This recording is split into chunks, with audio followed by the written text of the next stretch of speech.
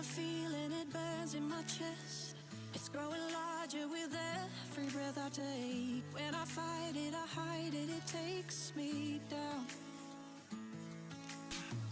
Yeah, I know we created a mess.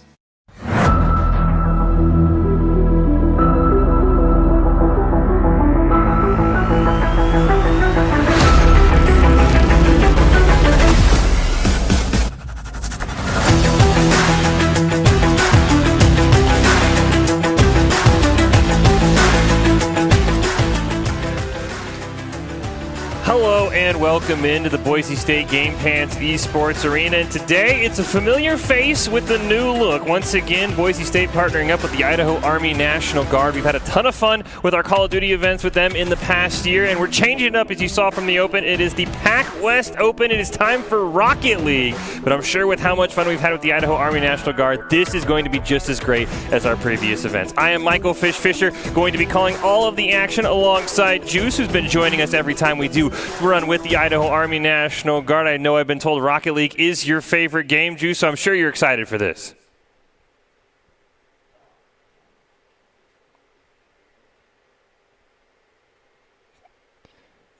He looks really excited. Unfortunately, we just can't hear him right now, so hopefully we can hear from him really quickly. While we do that, quick rundown of the rules. It will be 7 teams, a double elimination style tournament, and there'll be some names that you recognize, but there's Juice. Now we've got him back. So why don't you tell us now why you're all excited for this?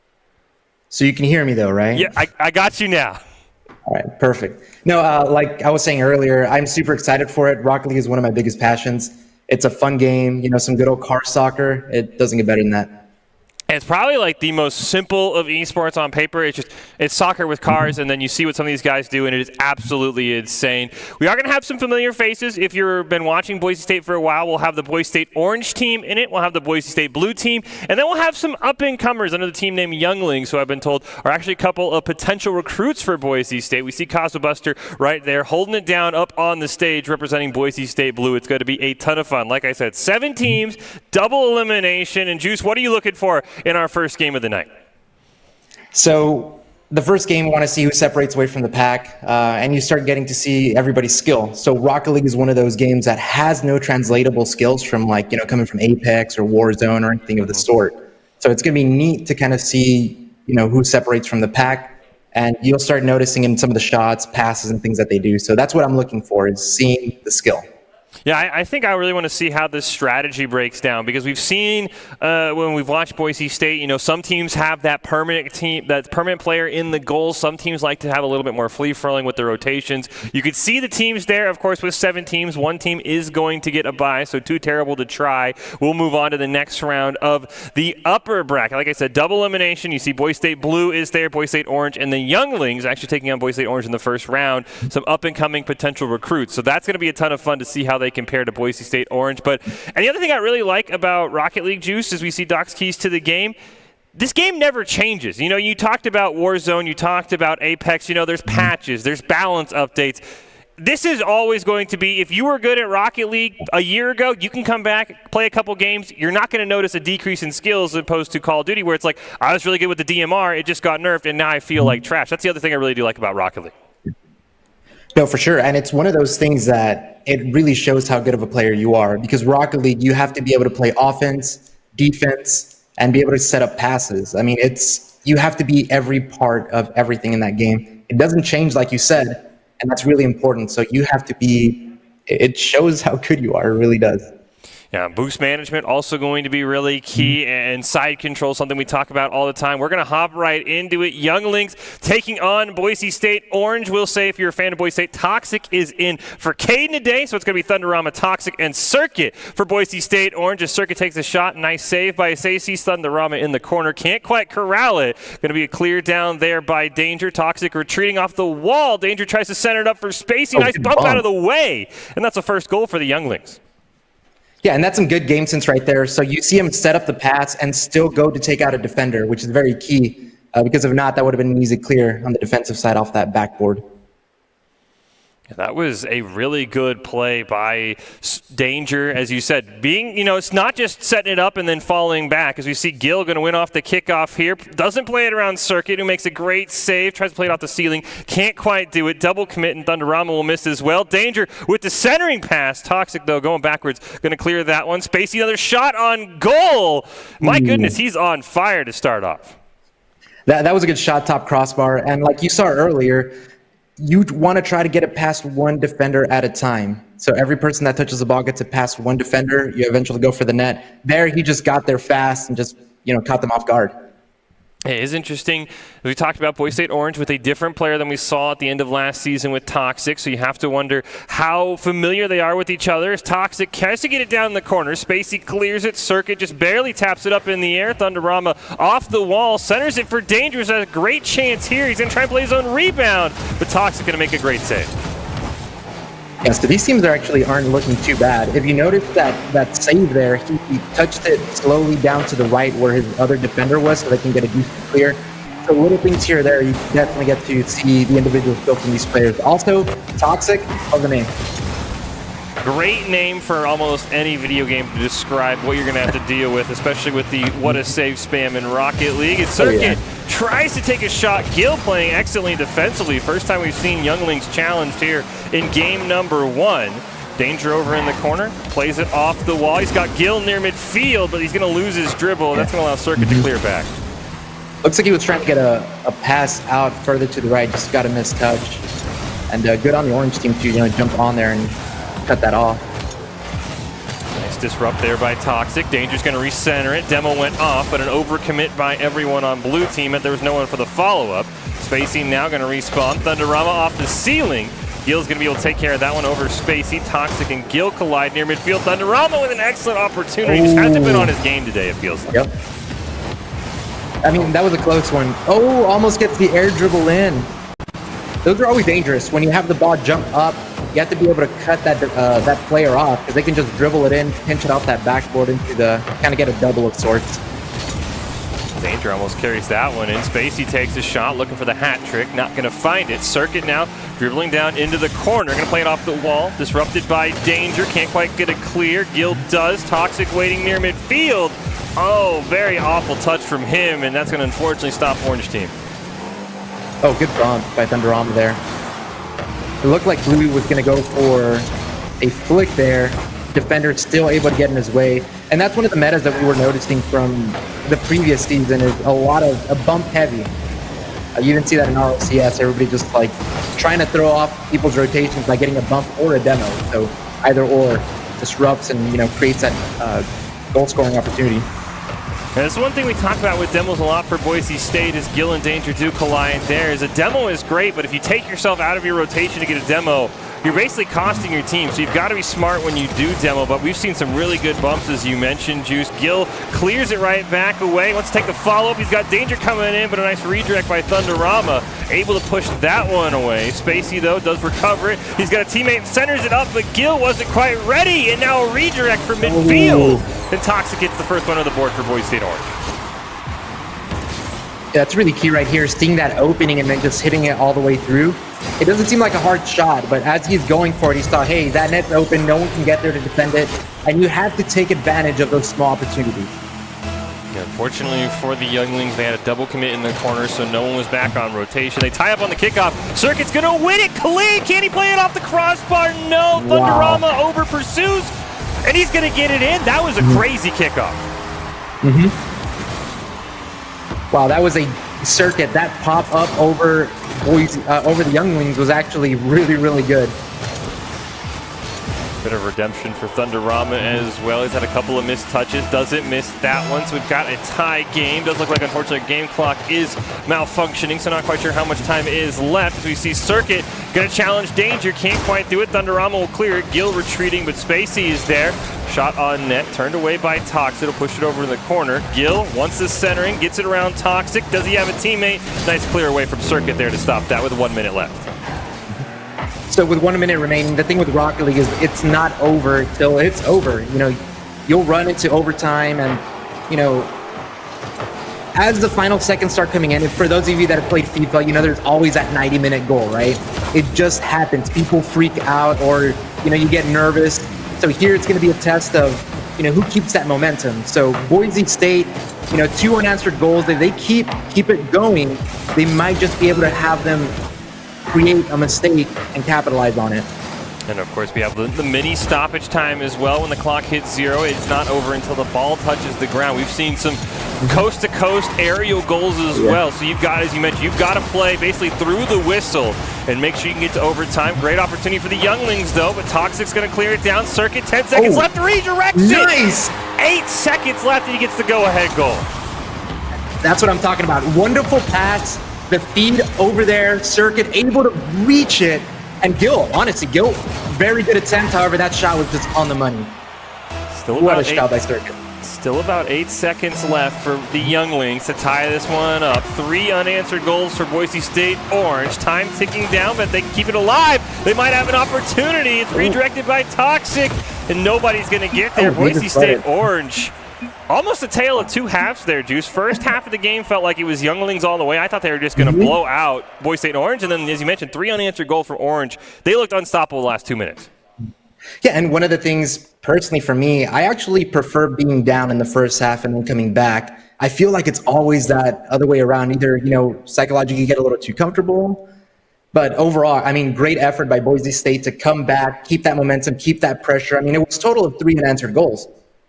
Yeah, I do kind of agree with you. I do think there is that sort of, hey, we're kind of dominating here. They kind of let off the gas. They had a couple of sloppy rotations. So it does take a lot, though, to stay in the game. Because I've been in Rocket League games, you go down 2-0, and your teammates are like, hey, you know what, we're just going to start driving in circles. We're going to drive in the goals. So it does take a lot of mental fortitude for Boise State Orange. But that's the great thing about Rocket League. It's a best of 5. We'll see if the first half was what the true statement was, and younglings are the better team. They just collapsed, or if Boise State Orange maybe starts to pull away in games 2 and 3.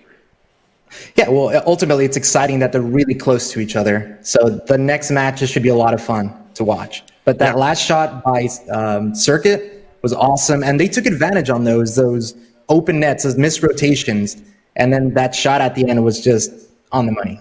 And you pointed out there, Gil was inches, like maybe even centimeters away from redirecting that shot by Circuit. That's how close they are. It is younglings versus Boise State Orange here in the PAC West Open. Of course, Boise State Orange, you know them, you love them. Younglings, players who have tried out for the Boise State Rocket League team. So you're seeing the future and the future of the future potentially here, and they are really, really neck and neck. Of course, Toxic in for Caden, so it's not the full Boise State Orange team. They responded well. They won game 1 3-2. And I'm really excited to see game number 2. I want to see how younglings respond, because I've also seen times where a team has a really big comeback and then a team like Blue Team kind of just falls apart. But we've already hopped into the game, and we've already got a goal in the first 10 seconds.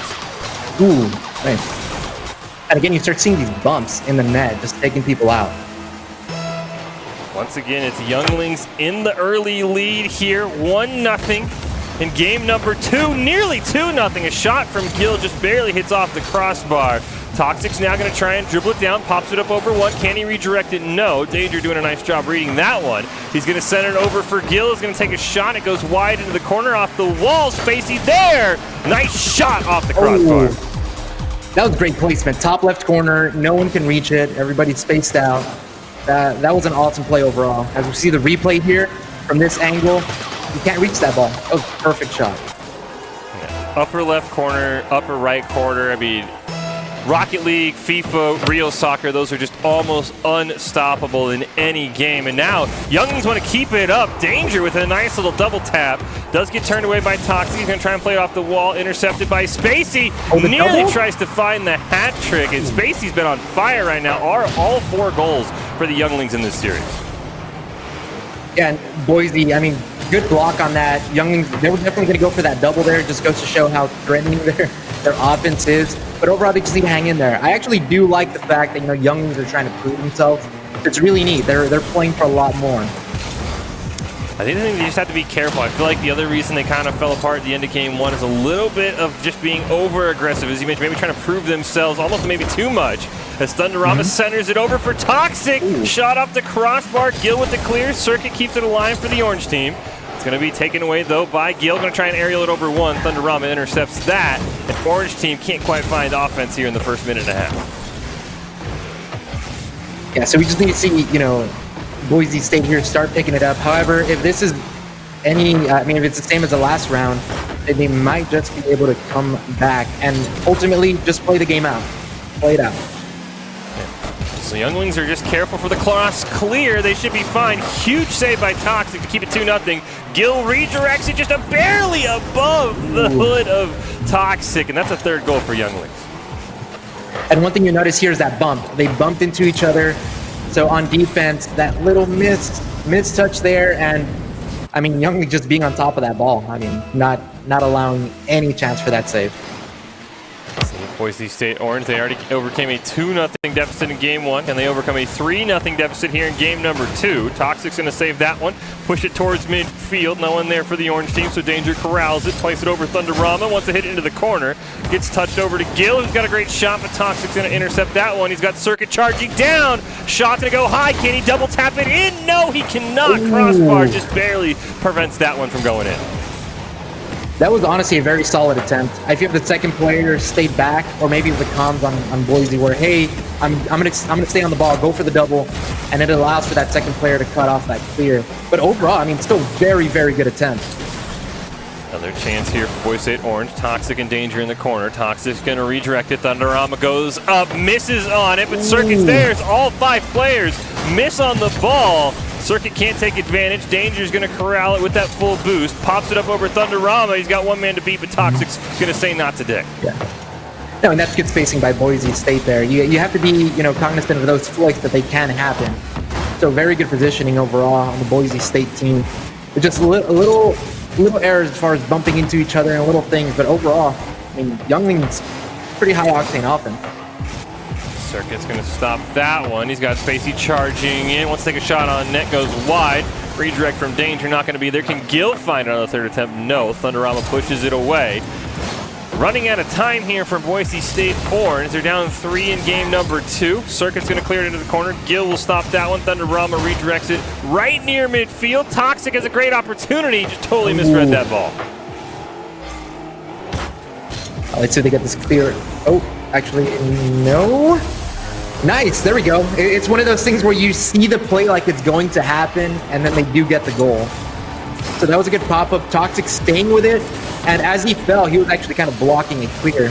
So the person on the backboard, if they hit the ball, it's probably going to go into the attacker. Boise State Orange, we'll see if they have enough time left here. You see Toxic going to be able to clear it. Double commit by the Younglings. Can Orange team punish? Thunderama wants to. Hits it down to the corner. Toxic tries to recenter. Can't find it. And Danger's going to clear it away. Circuit intercepts it down in the corner. Wants to try and put something up for his teammate, but a nice save by Gil. Boise State Orange starting to run out of time. Probably want that second goal in the next 10 seconds or so with 1 minute left. Yeah, so they can definitely still get 2 more goals. It's not unheard of. I know I've played a few games where it's 30 seconds left and we get the 2 goals to get the equalizer and then take it into overtime. So they just need to take advantage of those opportunities, get those very deep clears, and connect those passes like the last goal by Circuit. They need to create those plays to get this goal. To try and go to overtime. Nice aerial by Danger. 30 seconds left. Circuit's going to tap it up. It's going to go off the crossbar. Spacey, though, does a great job deadening it, so there's no rebound. And he's going to have a convoy to try and dribble it down. One demolition. Thunderama almost had it, but Danger responds. And time not on the side of Boise State Orange, and that's going to be the nail in the coffin. Absolutely. You see Younglings just not letting up off the gas. They kept it going. The last game, they kind of, slowed up a bit. Boise State was able to come back, and I think they came back in this game, trying to prove them wrong. Just about 10 seconds left here for Boise State Orange, but they're not going to have enough time for 3 goals. They might actually give up another one as Danger's going to find the first hat trick of the series. He's going to make it 5-1. And just the speed, the reaction. That ball was out there, so he had to have pre-jumped as soon as he saw the ball moving and just, capitalize on it. Good speed. Younglings letting Boise State Orange know that first game might have been a fluke win as it's 5-1 now. Time's just going to tick down. We'll see if Boise State Orange can maybe get that feel-good goal here. keeping it alive for now. That one should die. No, it's going to hit off the wall, right back towards midfield. Thunderama off the crossbar. No, the follow-up just missed. And it's a 5-1 win for the Younglings, and they came to prove that, you know, maybe those first minutes we saw in game number 1 is how we're going to see the rest of the series play out. Absolutely. I still keep laughing because of the name, and hopefully nobody makes some Star Wars memes or references, right? But, you know, they're out here. They're playing really well. Their speed is, I mean, they're fast, and Boise State was able to win game 1. However, in game 2, they didn't let up. The Younglings kept on, you know, keeping that high-octane offense, and it's just, you know, it's working for them. Yeah, we take a couple look at some of the replays from game 1 and game 2, as that was the cross-map goal from game 1 that kind of opened things up for Boise State Orange, and I can't wait to see if we do see the game winner from Circuit, because, I mean, there have been several goals from both teams that, you know, Toxic was really close and Gil were really close to saving. I mean, we've been a few inches away from just totally different games. Absolutely, and that's the thing with Rocket League. It comes down to the small plays. One mistake can cause a goal, and that's all it'll take to win. So the cool thing is that this is a best of 5.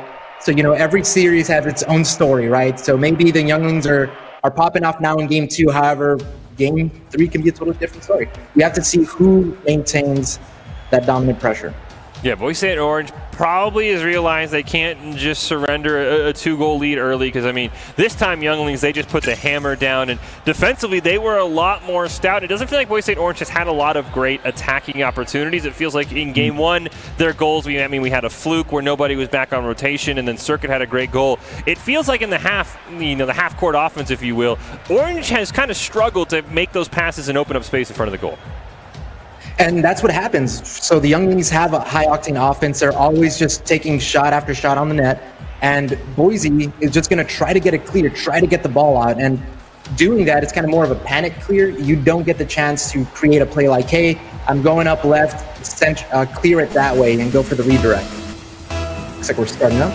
It does sound like we're starting into game number 3. It's a best of 5, tied at 1 aside as we head into game number 3. Thunderama, oh no, he had a wide open net, just spiked it into the ground. See if Toxic can follow it up. He's going to get Spacey off the ball, drives over into the corner. Spacey misses it, but danger is there. Boise State Orange first attempt goes awry.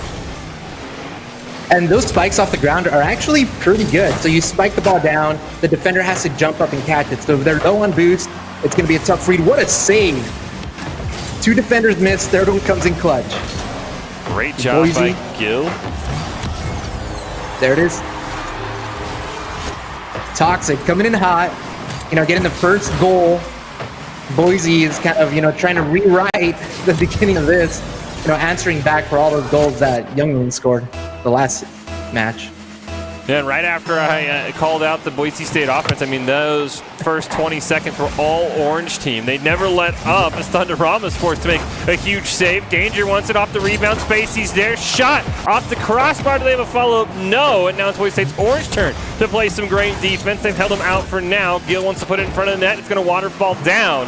Circuit can't quite find it, but Toxic, no, he can't. Unfortunately for Younglings, they cannot make anything of these Boise State Orange whiffs. I mean, those were close saves, and the thing at this level, a whiff, as silly as it looks like, oh, they missed the ball, that throws off the attacker and defender, because you're expecting them to hit the ball a particular way. As you go higher up in rank, you're anticipating for these shots. So a whiff is actually pretty discombobulating, if you will. Ooh, that was a great play by Danger. Looks like Thunderama might have been a little slow in the rotation there. And the defender still got a piece on the ball, but just not enough to save that down there. Yeah, looked like... Yeah, and the biggest thing is whoever gets to the ball first. And that's what it comes down to, that speed. Yeah, it looked like Toxic and Thunderama both went for the ball, and Thunderama tried to retreat. As you mentioned, he got a piece of it, just not enough to keep it out of the goal. And that's just that communication. We've talked about it. I mean, it's seen it a couple times from Orange where it feels like they're just not all on the same page. As Toxic takes a shot, Spacey makes a save. Danger's going to tap it up in the air. Thunderama, though, will stop it, but Gil corrals it. Still blue team ball. Wants to air dribble it in off the crossbar. What an angle there. What a shot and control by Gil on that.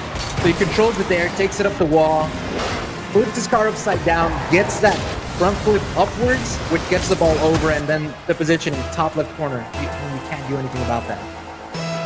Blue team, once again, as you mentioned, this high-flying offense, just shot after shot on the orange team net. Circuit barely gets that one away. Thunderama going to pass it over to him. Circuit tries to redirect it on net. He'll force Danger to make a clear. Now he's going to try and aerially carry it. There's no one back in goal for the orange team, but Thunderama reads that one perfectly. Gil's going to rattle it around in the corner, try and waterfall it down. Unfortunately not able to, so he'll hit it over to his teammate. Spacey there, carries it in front of net. Nice job by Circuit to push that one away. And one thing we're seeing more from Boise State is they're connecting on their passes. So that's what helped them game one as far as connecting on, sending those redirects, putting those, bangers on net. And if they keep on communicating there, see, there's the other pass, ready to go. If they keep that communication, keep those passes lined up, they can definitely take out the younglings here. Gil going to take a shot on Circuit. He delayed the demo attempt from Spacey and was still in great position to make the save. Thunderama now going to go down into the corner. Spacey just barely gets a double tap on it, and the ball is going to still be right in line with the orange net. Gil comes charging in, already 5 shots. Can he make it 6? No, as Toxic gets the clear right over Danger's head. All right, it looks like here they're in a pretty good position to keep moving that ball forward. Good touch. Now it's just a one-on-one. Ooh, almost gets it through. Good defensive play by Youngling. Now they're sending the ball upward, and he got the demo. That's the reason he wasn't able to redirect. 1 play left. What a save. That even had to be a double commit for that. Gil and Circuit, pair of saviors now. Great defensive effort from both of them. And right now, Youngling still in the lead, but Thunderami's got a chance. Can he waterfall it down? No follow-up, unfortunately, for the orange side. It's basically just going to pop it up over Toxic, and it looks like they're going to clear it out of their own half. Yeah, and those, whenever you see, defenders on net, if you take a shot, they're going to block it. The next best thing you can do is bounce it off the backboard and wait for your second player to come up and, either go for a redirect or a backboard read, right? Spacey, perfect position, clears it down to himself, and that shot just barely goes off the crossbar. Gil's going to hit it over into the corner, plays it to himself as well. Danger can't quite get there. And the Youngling is going to relieve pressure for just a bit. Spacey wants to keep it on, pushes it down in the corner, chases his own shot. Thunderama finds it, though, and 1 minute left for the orange team. Can they find the equalizer? Right now they've got to hold on and make sure they don't give up another one. It's a great shot by Danger. Yeah, one thing we're noticing here by Boise State is the second player is always a little too far away from the first attacker. Always going for the dunk, able to clear it out. Now they maintain this pressure and force the Younglings to make an error on defense. And see there, the second player was just a little too far back. Had he been a little bit closer, would have been able to put a shot on target. 30 seconds left. Orange team just needs one to force us to overtime. Gil's going to pop it up. This is dangerous. Circuit comes charging in. Danger's able to push it away. Thunderama off the back wall, bounces it up over Toxic. Tries to bicycle to keep it alive. Demo Spacey gives the orange team one last shot here in the final seconds. All right, let's see if they clutch it up. Not quite able to find it. 1 second left. They can keep it alive in the air. Gil's going to be there. A nice demo on the Toxic to allow the ball to touch the ground. Probably the best demo we'll see because that allowed the game to end and allowed Younglings to go on to match point. Yeah, the Younglings just not letting up. Boise State came hot out the gate. However, the Younglings able to just, cut that off and score 2 goals and just, pin them down. There was a lot of, attempts that Boise State could have capitalized on. However, that second man being too far back it's holding him back. It really is.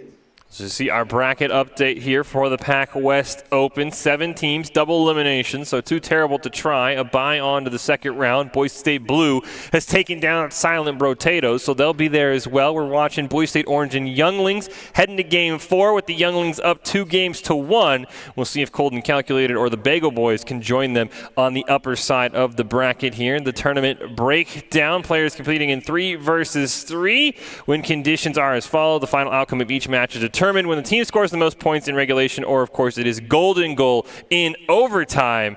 Pretty standard rules. The other great thing we've talked about just how simplistic Rocket League is when you just look at it. I mean, some of the things these players are doing are absolutely insane, but it's nice. The rules are just have the most points. It's not, push a card and then there's overtime. It's pretty simple. Just have the more points, and then if you go to overtime, it's just simple golden goal. At the end of the day, it's just soccer with cars, which makes it really great. As an esport, it's easier for people that don't know anything about gaming to view and understand what's going on. if you have me watch Overwatch or League of Legends, it just looks like a hot mess to me. I'm like, what's going on? There's, abilities and everything everywhere. It just looks like a hot mess. So for someone that doesn't know anything about esports, definitely a great, way to segue them into the rest of the other sports. Yeah, I totally agree. I mean, it's cross-platform as well, as we saw there, PlayStation, Xbox, and PC. That is always a really nice thing as well. And this is actually one of the few games where, when I've talked to some of the Voice State players, it's better on controller than keyboard and mouse. Usually it's the other way around. It's, hey, you got to play keyboard and mouse if you want to be competitive. So it's nice to see that there's a controller game that's sort of leading the way, at least in what you got to play on. Is Spacey right now. Oh my goodness, he gets so close. The younglings just not letting up on the pressure at all in any of these matches. Yeah, no, they look really good. Their offense might just carry them over to victory.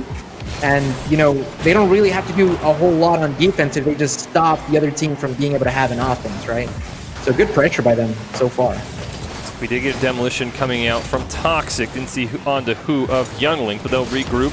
Gil in the corner tries to play it around Circuit, but he was right there. Another demolition from Toxic, maybe thinking the best way to slow them down is to just try and take them out. As Spacey's going to clear it into the corner, tries and double tap it, just kind of deadens it on the wall. He'll set up Danger, though, for a redirect, and now Circuit makes a nice save. And Boise State Orange is looking for some breathing room right now.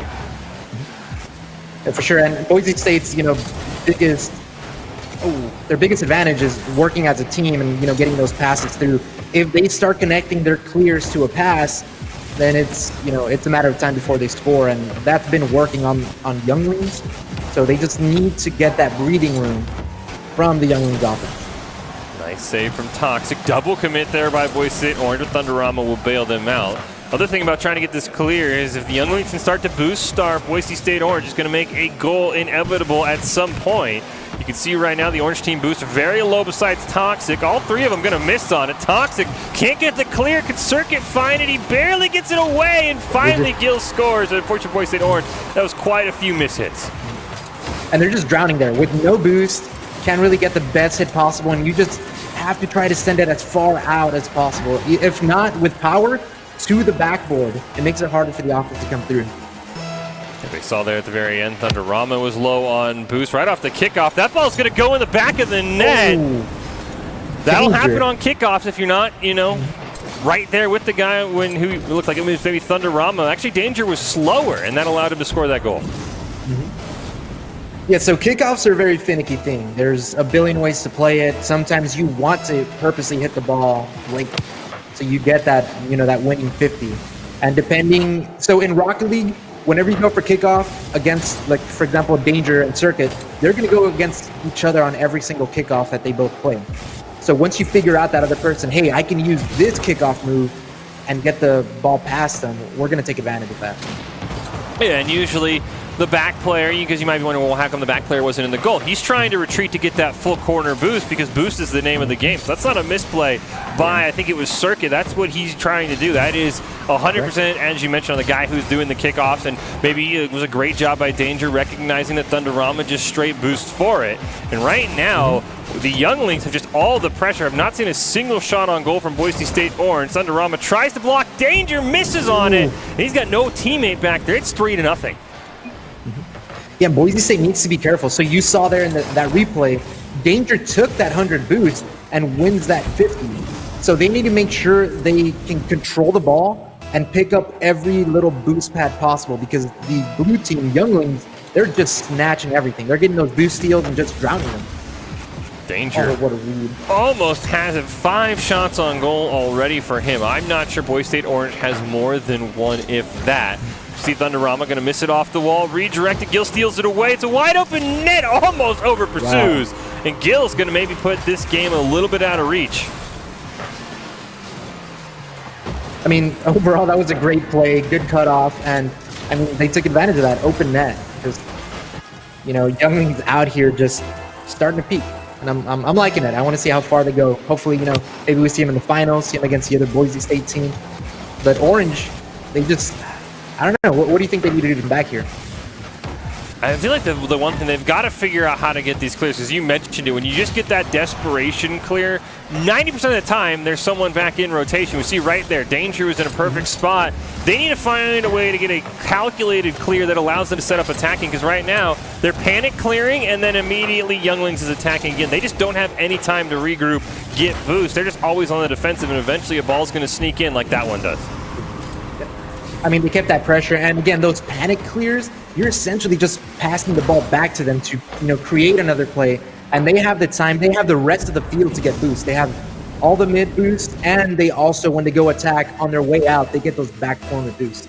If I'm Boise State Orange, I'd also like to see them get some demos, maybe either onto Danger or Spacey. Those feel like they're the catalyst of the offense. No offense to Gil. He's been playing exceptionally well, but I mean, Danger, 5+ shots in at least the last 2 games for sure. If you can slow him down, maybe you stop the Younglings' attack, but that ball bouncing in front of the net. Unfortunately, a couple guys going to miss from both sides. Toxic can't quite force it in, and the best chance for Boise State Orange, you can't miss on those either if you want to be able to win some of these games. I mean, that was a good pass. Passed itself off the backboard. However, the defender has to read that as well, kind of in reverse. And that was a good defensive showing there by whoever that defender was. Spacey's going to really pop easy to mess up. This one in the air. Danger can't quite find it. Minute left. It's 5-0 Younglings. It would take all but a miracle for Boise State Orange to force us to overtime. The Younglings look like they're heading on to round number 2. In just 50 seconds. Is there right now maybe trying to find a 6th goal. Toxic wants to try and dribble it around Danger. He cannot. Looking for his ace shot of the game. Instead, he sets it up for Gil, who just barely gets turned away at the last second. And you see that pressure just sticking through, and that's another thing, those clears. So when they have that high offense, they're all up on midfield, if not on your side of the net. You get a solid clear, you cut him off. He got caught going for boost there. So you take advantage of those little mistakes. Yeah, if you are going to panic clear in a situation like Boise State Orange, if you can put them on net, as you mentioned, this hyper offenses, their one weakness is going to be they don't have anyone back. So if you can get a ball on net, you can maybe score a goal or two. I mean, that's what we saw Boise State Orange do in game number 1. Unfortunately, that was the only one they found in the last few games, and there's 30 seconds left. They can maybe find a 2nd goal, maybe a 3rd, but right now, Younglings, they've really come alive after that game 1 collapse, and maybe saying that they thought they should maybe have gotten a sweep there if it wasn't for their own misplays in game number 1. Yeah, for sure. You see, like in game 2, they came out hot. You can tell they were just like, in game, the game they lost. Right after they came out hot because they're like, hey, you know what? We probably should have gotten that sweep. And they're playing really good, and just game after game, they're just, asserting and keeping that dominance. And they'll add a feel-good goal here at the end. Gil's going to get credit. Thunderamo is actually the one who put it home. So it's an own goal for Boise State Orange. It's not going to change the result. That only changes the final score. So Younglings is going to be victorious here against Boise State Orange. As we mentioned, Younglings, some players that have even tried out for Boise State. So giving the Orange team potential future teammates a run for their money here in the PAC West Open. And I'm totally with you, Juice. I would love to see the Younglings maybe in that final. You see Casa Buster up there on stage. Boise State Blue off stream did win their first game, so they are on to the 2nd round. I think we're just waiting on one game between Cold and Calculated and some bagel-themed team to wrap up here. We'll see if we have a game 5 or if they've gone on. But Orange still has a chance. There's a second chance bracket, double elimination. They've got to just work on getting good clears and maybe getting some demolitions on hyper-offensive teams, because it felt like they never had any time to breathe, especially in that final game. Yeah, for sure. And again, with double elimination, sometimes you do have a bad series, right? So they can go back on this game and say, hey, we need to focus on getting rid of that pressure, getting those solid clears. When you clear, try to avoid the panic or send it to the right person on the left side, right? So I did remember seeing one clear where he had a player on midfield, on mid boost, moving forward on the left side, and he cleared right. It's just like, you got to give yourself those opportunities to create a clear into an offensive play.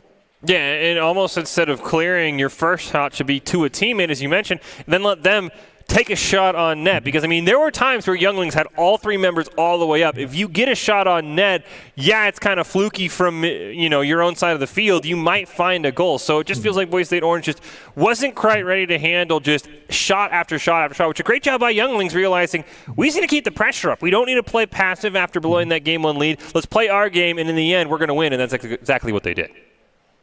Yeah, and it's important to always be able to put those shots on target, even though they're going to be blocked. Because as you notice with Boise State, they put up a great defensive, showing out there. However, just over time, the younglings just kept on crashing down, and it might have taken 3-4 shots before they got that goal, but they keep on doing it time and time again, and that's what it takes.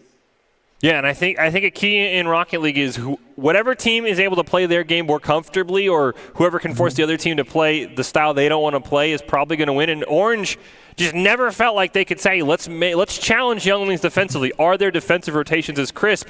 It would be one shot, and then when Younglings cleared, there was no follow-up for Boise State Orange, whereas when Boise State Orange clears, we've talked about, Younglings just said, okay, they just take it midfield, and they took another 5 shots. Mm-hmm. Yeah, because again, with those panic clears, you're just passing the ball back, and they were in total control. Hey, we're going to keep on shooting, and then try to break up that defense, boot starve them, go for bumps and demos along the way. And the Younglings played really well. They took advantage of that. As you see some of the replays here from the series, Younglings winning 3-1, including winning the last 3, and just an absolute blowout with a 6-1 Game 4 win. Well, we are going to take a short break. Don't go anywhere. We've got the second round of the PAC West Open on the upper bracket coming up. Fish and Juice going to call the action right after this short break.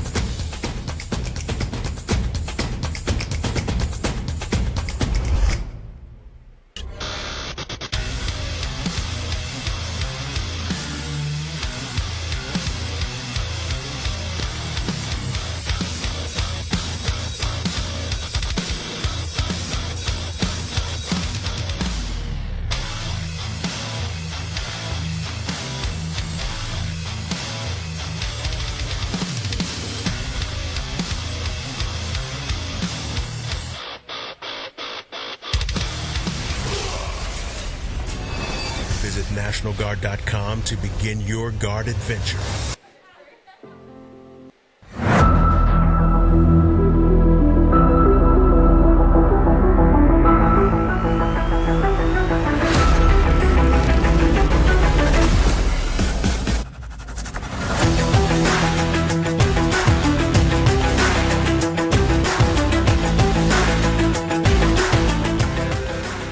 Welcome back into the Boise State Game Pants Esports Arena, the PAC West Open in partnership with the Idaho Army National Guard, already underway. Michael Fisher and Juice calling all of the action. We just saw Younglings take down Boise State Orange in the first round game in the upper bracket. We'll see where we're heading next. Of course, it is double elimination for these 7 teams, so Boise State Orange still has a chance. Probably going to catch about 5 or 6 games today, depending on time, so we'll try and make sure we keep up to date on the upper bracket as much as possible. And I'm really curious to see what teams we see next. Would love to see maybe Blue versus Too Tired to Try. I just love always seeing different teams than we saw on stream. Of course, we've seen Boise State Blue a ton. So it actually looks like we're going to stick with Younglings versus the Bagels. I know that's not their name, but I can't remember, and I see a bagel on screen, so we'll call them the Bagels for now.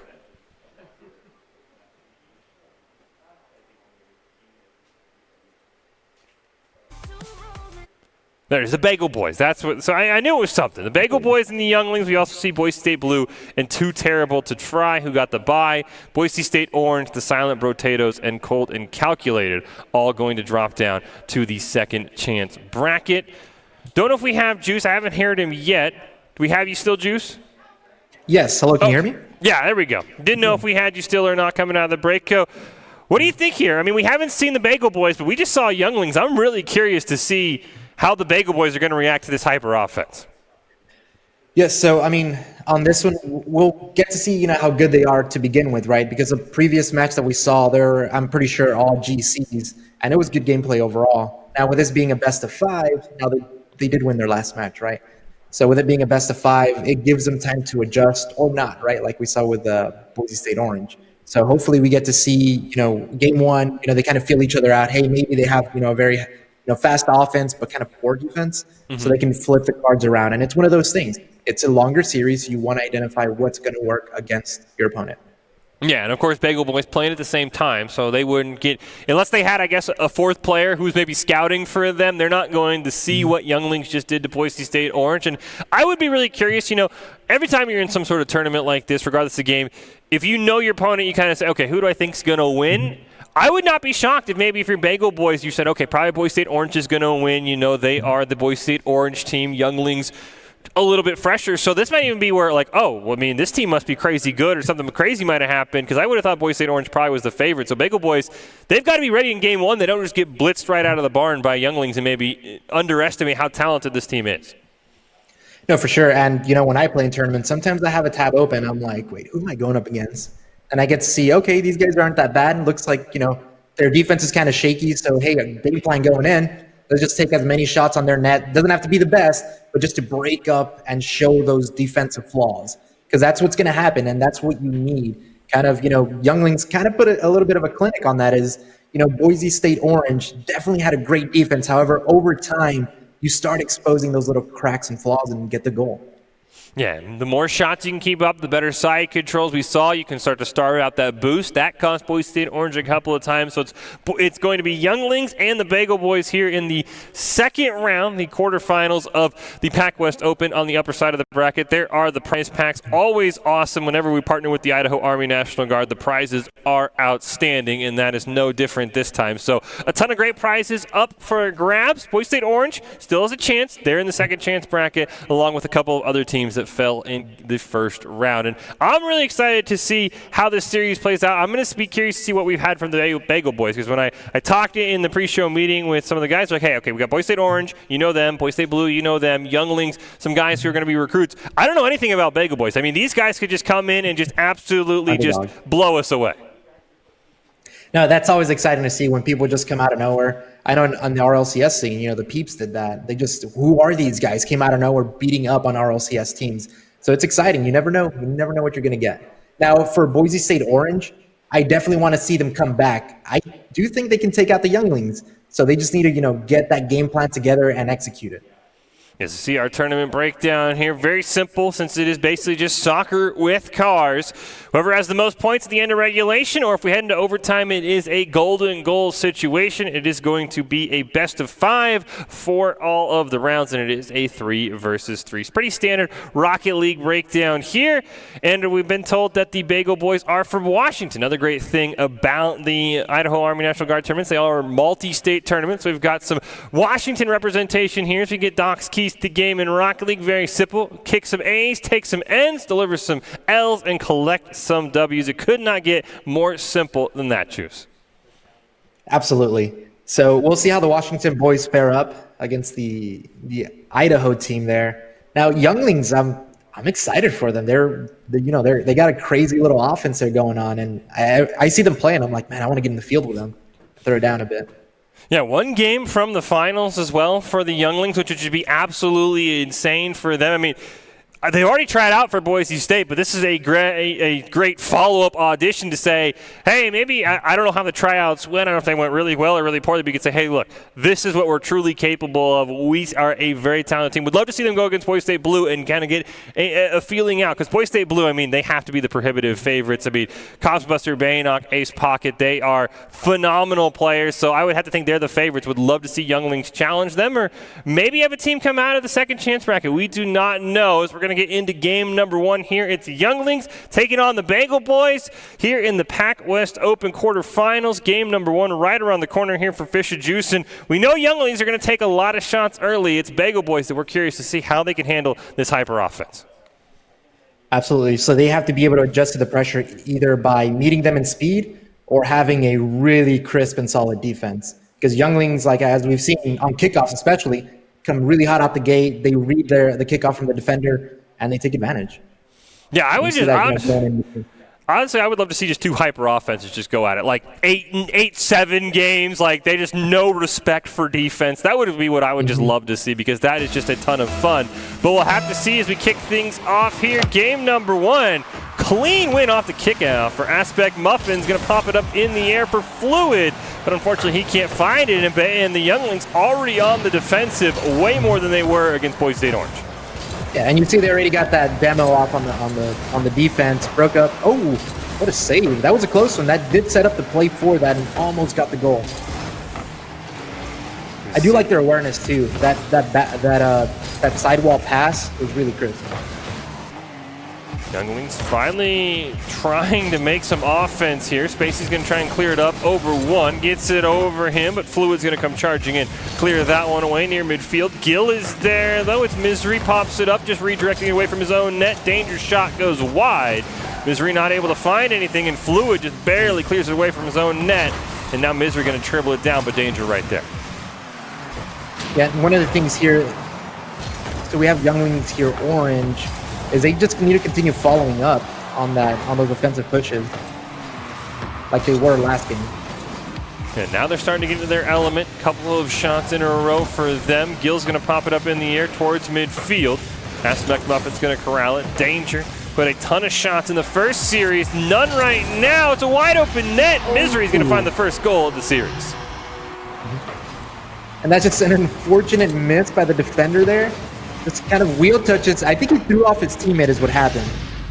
And then he had to kind of adjust. He probably threw that faking in the chat there. Curious to see. Right now, Bagel Boys have kind of dominated offensively here in the first minute and a half or so. And they're right back on it now. Fluid's going to take a shot off the crossbar. Double taps it off the ground. Can't quite find it. And finally clearing away, and the Younglings now getting challenged, but a nice clear from Danger off the crossbar and an own goal for Muffins, unfortunately. Oh, you hate to see it. But that was a good shot on target, made the defender have to rush and get there, and he just couldn't read that backboard touch and, ends up falling into it. Not much you can do about it.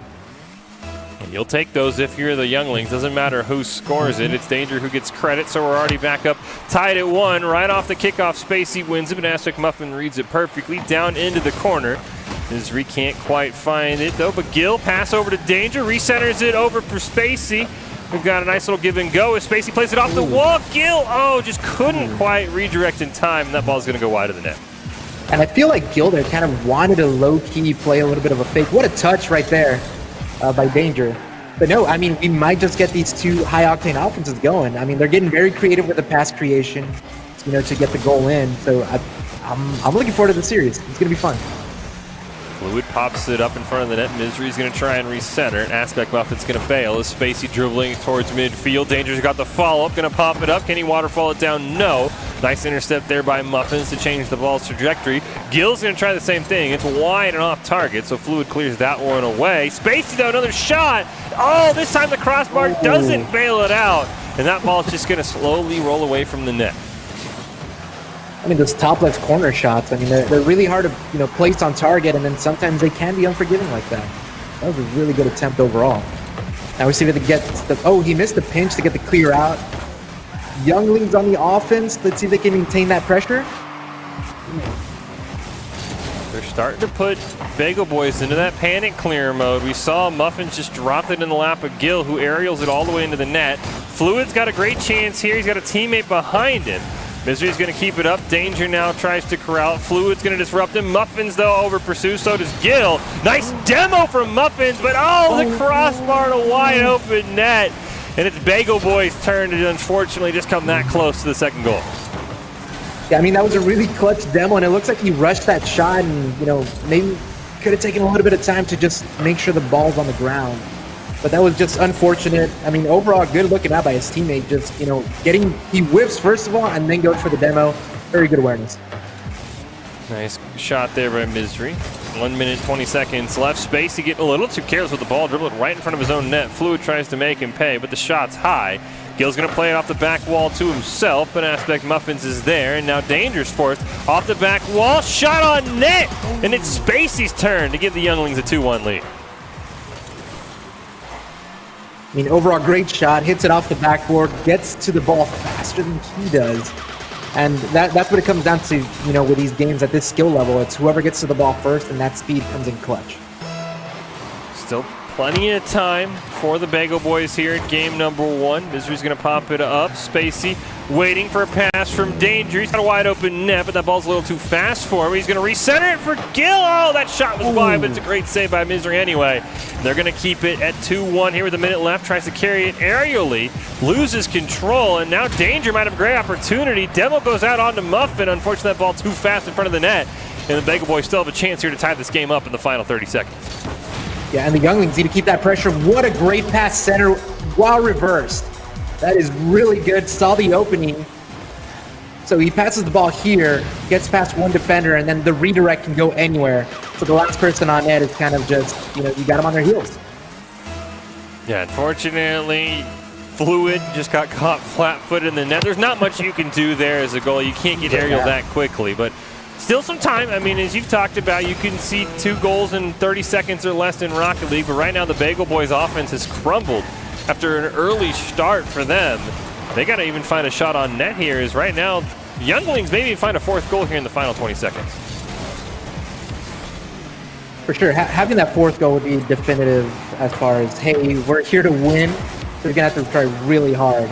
And a lot of times it's like, hey, it's the last 10 seconds, but putting in that last goal does matter. Yeah, those look like really time running out. Younglings have secured the victory.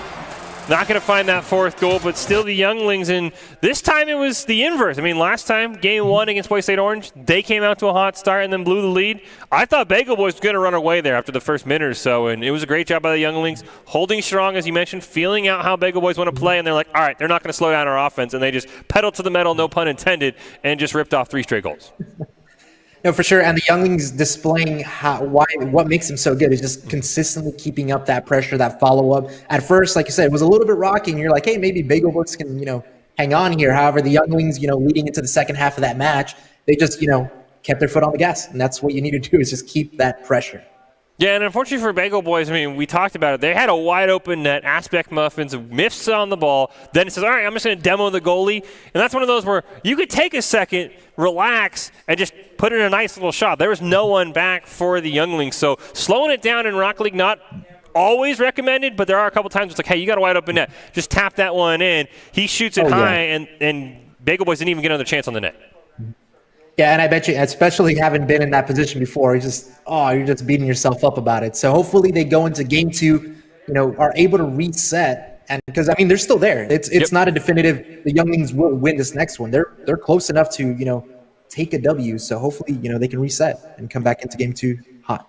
Yeah, that's the nice thing about these 30-second to a minute breaks between games. You can't kind of reset, because everyone's had that moment where you collapse in a game, you make a bad play, and it's in there. It's in there for the rest of the time. You're like, I can't believe I missed that. You're still thinking about it a minute later. So, yeah, hopefully Bagel Boys can reset. As you mentioned, this isn't game over. It did not feel like Younglings were that much better than them. This is still a very close series. It's a best of 5 for a reason. So I'd love to see Bagel Boys come out, get the first goal again, and maybe this time they'll actually capitalize on a wide open net as they find that opportunity.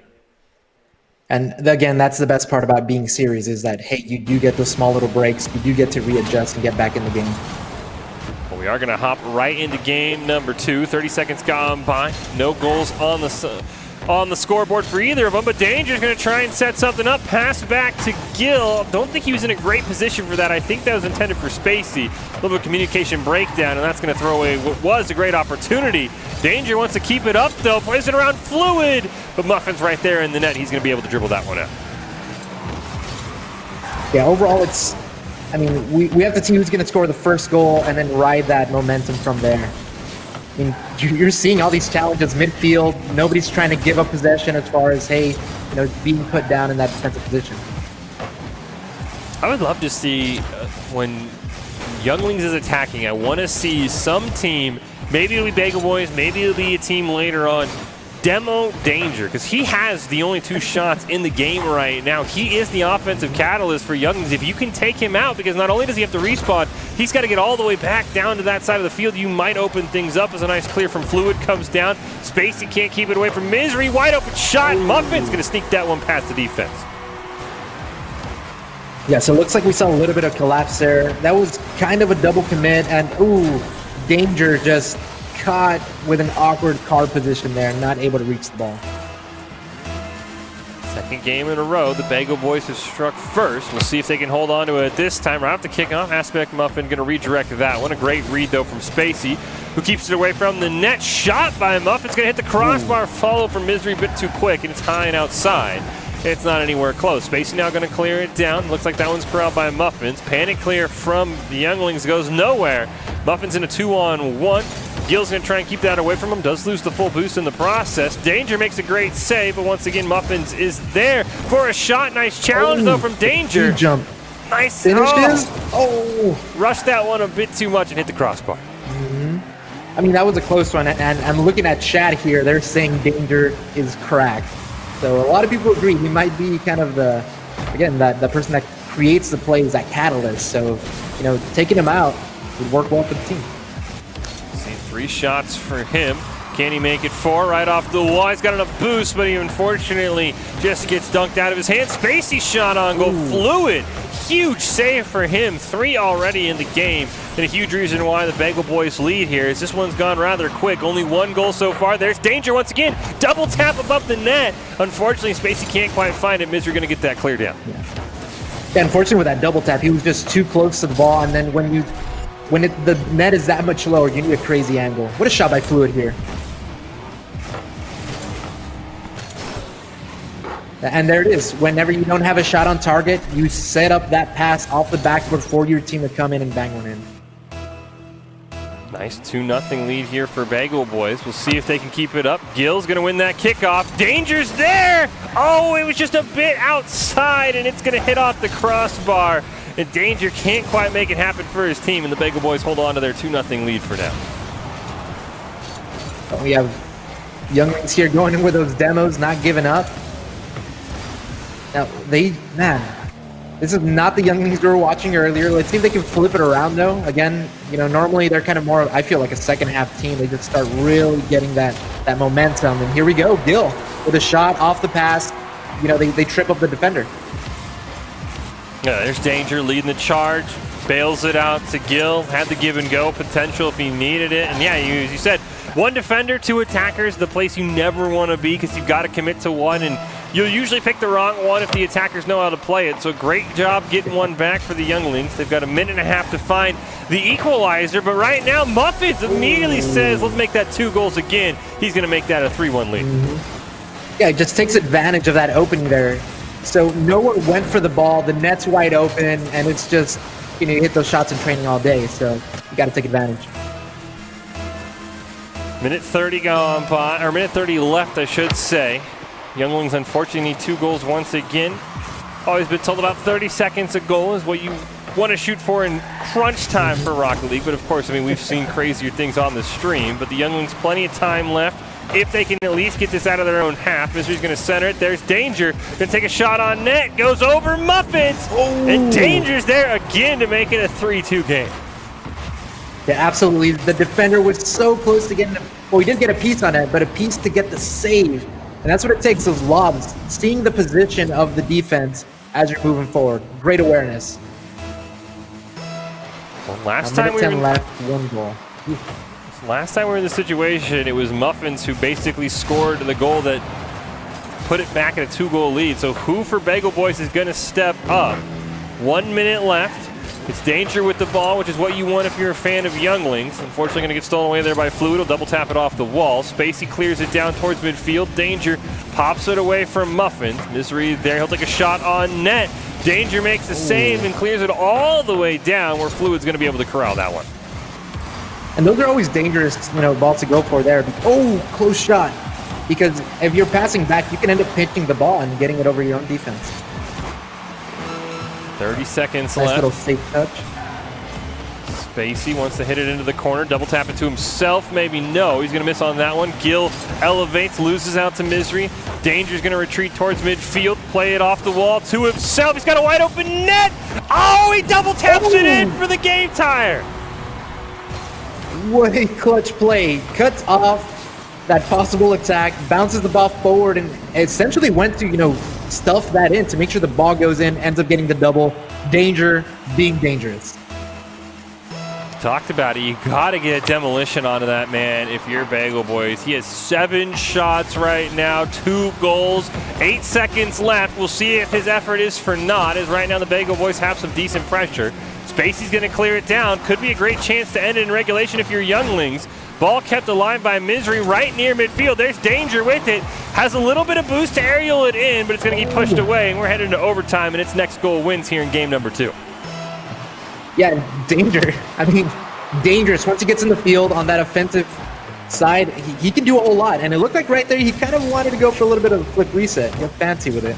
Spacey gets a 50, passes forward Gil, and he's going to probably set up towards Danger. Oh, looks like Gil just stayed on it. Oh, here he is. Here's the man of the hour for Younglings. Aerials it over 1, but Misery does enough to redirect him. And now the Younglings have got to retreat here in a 3-3 game in overtime. It's golden goal here. Game 2 of the quarterfinals, the PAC West Open. Younglings lead this best-of-5 series 1-0. Could put themselves on match point if they can find the next goal. Right now, they've got to be careful as the Bagel Boys have found the reason they had a 3-1 lead at one point. It's been all them here in the first 40 seconds of overtime. Yeah, for sure. And the thing with overtimes, they're always a little scary, right? Because it just takes one simple little mistake, and it doesn't have to be the flashiest goal. It can be the most simple one. Oh, the pass back. Teammate not able to read that. That would have been a really close one had the communication been there. I think Younglings has got to be careful. You do not want to give up a cross-map clear goal in overtime. There's a pass to Danger, right back to Spacey on the give and go. It's going to corral off the top crossbar. Gil's going to miss. Danger wants to play it to himself, gets the full boost, and Muffin's able to keep it away from him. Gil wants to keep the pressure on, but Danger's retreating. So it's a shot from Spacey, goes wide. There's Danger, full boost. Can he carry it in? But a huge save by Muffins, and we're still tied. We're a minute and a half into overtime. Absolutely. You see Danger there. The angle was there. He was ready to make that goal. However, defense held up. Now they just have to try to get rid of the Younglings who are just keeping that pressure. Double commit. This is their chance. Nice job by Spacey near midfield. And this is, we talked about this with Boise State Orange. It feels like Bagel Boys are getting into that panic clear mode. Nice job by Misery following it up. Otherwise, Gil had a nice, easy carry out.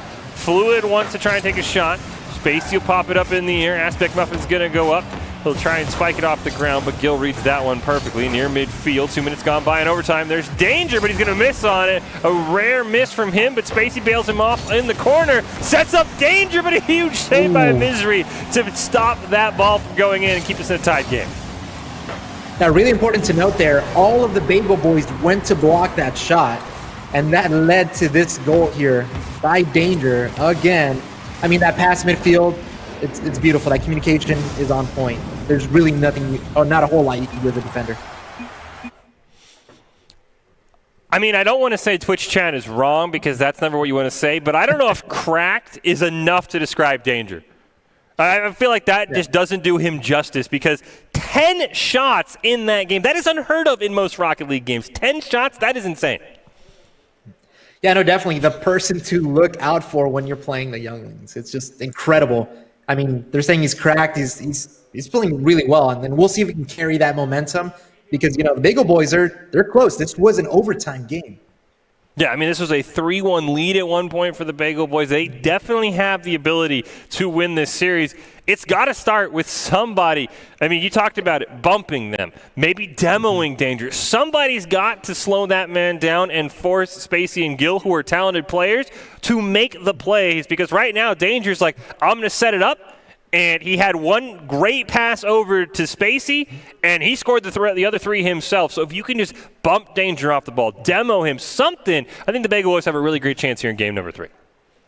Yeah, absolutely. So Danger's showing how important he is to that team. And overall, I mean, let's not forget his teammates, right?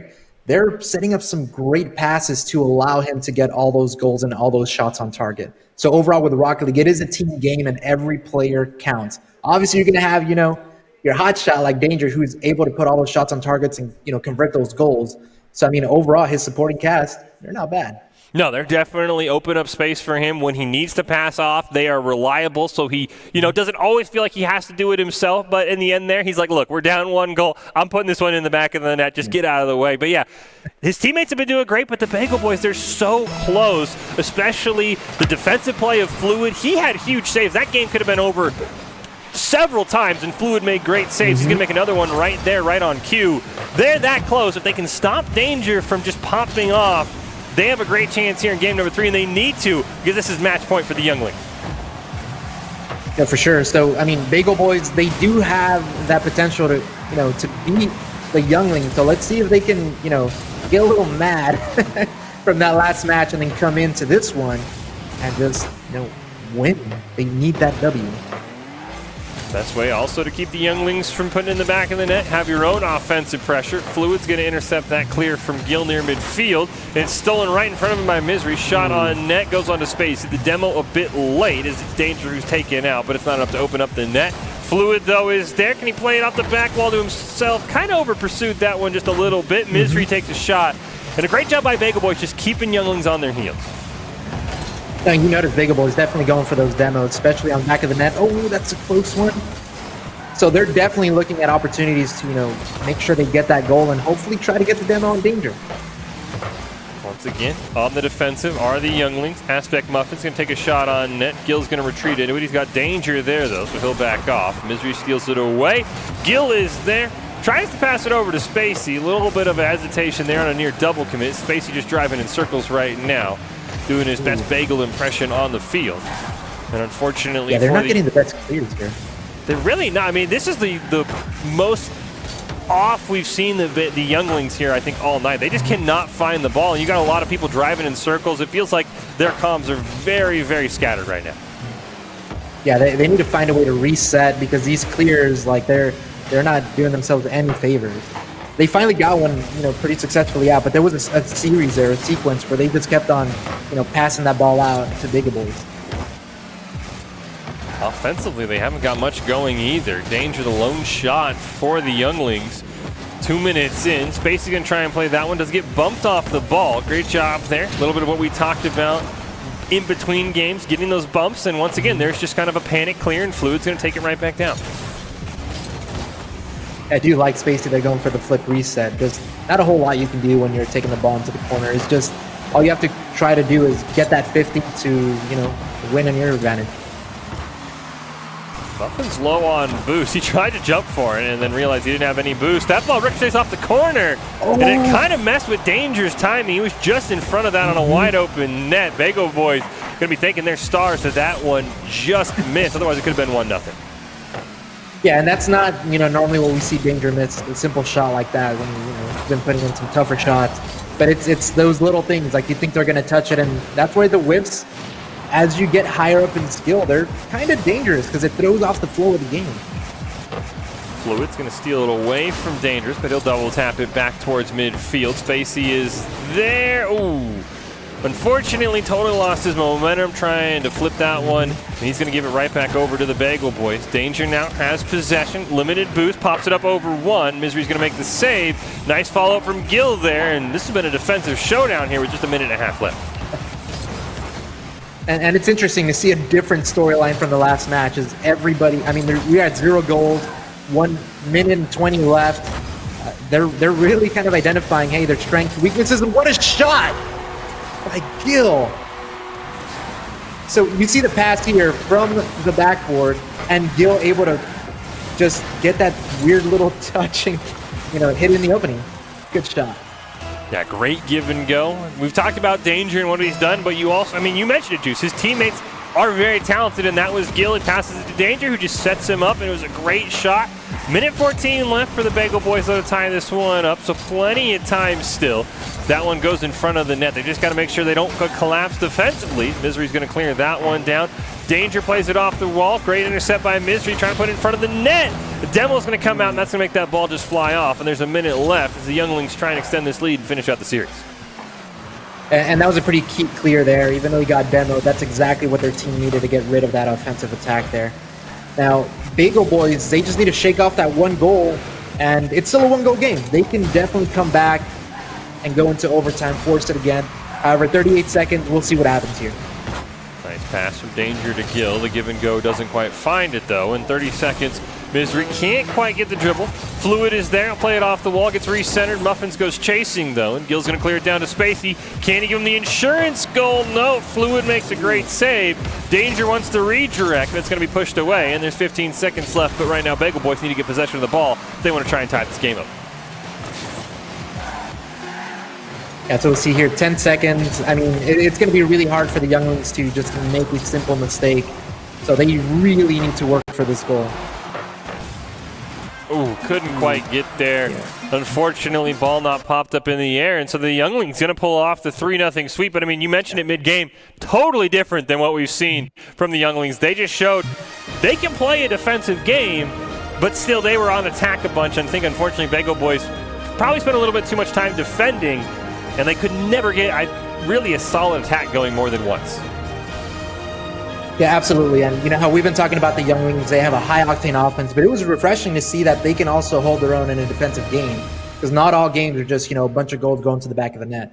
So that's going to help them going forward into the next rounds, because, I mean, I like what I see with the younglings. They're nice.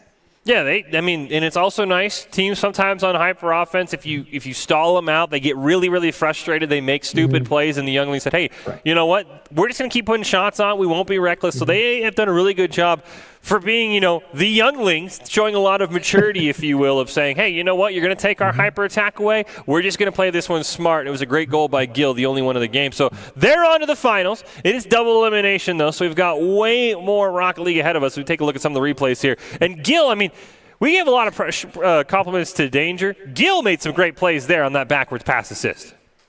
Oh, yeah, no, that was nasty. As a defender, I mean, it's really hard to read that. Just hits it in reverse, gets that pass out, and, Spacey just redirects that in going really fast. As a defender, I mean, you're just kind of stuck there on your heels. There's not much you can do. And there were some bright moments for Bagel Boys. Would not be shocked if maybe they find their way through the second chance bracket and maybe get another shot at the younglings here, because they showed a lot of promise, especially in that game, too, where they had a 2-goal lead for a majority of the game. But it was Danger, the man of the hour. Him and Gill did a lot of work for the younglings to bring them back in game 2 and eventually win this series. Absolutely. I mean, Chad here, younglings look goated. I really want to see a Boise State Orange come back and, kind of prove themselves. But we'll see. We'll see what the cards hold. I'm really curious to see who the younglings' opponent is going to be in the finals. I mean, it was Too Tired to Try who got the first round bye, which it looks great on paper, but depending on if you got warm-up games in against just randoms while you were waiting, they might be cold going against Boise State Blue. So I'd be really curious to see who won that series. And if it is Boise State Blue versus Younglings, that is going to be a series where it's kind of like, all right, we've seen the Younglings beat a couple of teams. Now how do they face off against the best of the best? Because Boise State Blue, this has been a team that's been together for 2 or 3 years now. They competed in a lot of tournaments for Boise State collegiately. They had got to be the favorites, and I don't know if Younglings were expected to be in this position.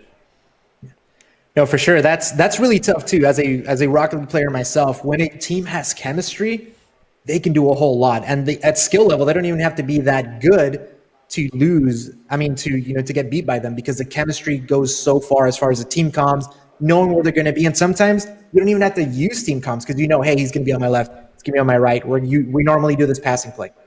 It's a lot to process. Yeah, I mean, any team, I mean, you see, they could basically be playing for all three of them at the same time. All right, I know exactly where he's going to be. As you mentioned, they don't even need to be in comms sometimes. So I'll be curious if it is Boise State Blue or maybe Too Tired to Try pulled off the upset here. But like we said, it's double elimination, so we've still maybe got a few games before we even get to the finals between Youngling and whoever won on the other side of the bracket. So we'll hopefully get one quick bracket update here now that the replays are done, and then we can kind of see where things go. Boise State Orange would love to see them, as you mentioned, get a second try. Boise State Blue, as maybe predicted, is in the finals. So Boise State Blue and Younglings is your upper finals for now. It is double elimination, so we are going to have to go back for a grand finals. But I would love to take a look at some of the teams we haven't seen. Too Terrible to Try, Cold and Calculated. If they're in the second chance bracket, maybe we'll get a chance to look at them. But for now, Fish and Juice, we're going to take a quick break. But don't go anywhere, because when we get back, we're going to show you guys what these players are playing for. We're going to have a loot box unboxing when we come back here in the PAC West Open.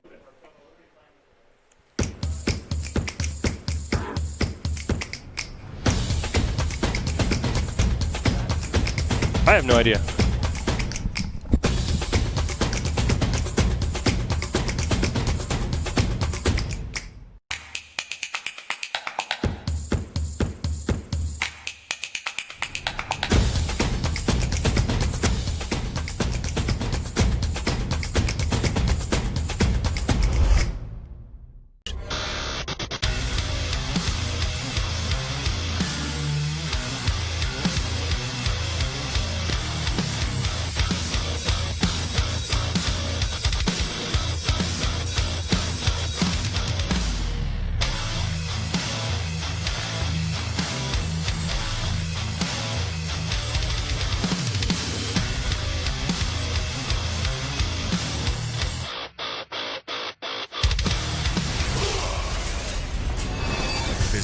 NationalGuard.com to begin your Guard adventure. Since 2016, universities have been adding varsity esports, competitive intercollegiate video game teams, with nearly 100 colleges and universities now. With official programs, esports is fast becoming the new college sport. But with any dramatic change comes criticism. How could institutions of higher learning promote something so trivial? But when you look a little closer, esports demonstrates, just like other sports, that it's a pathway to something more.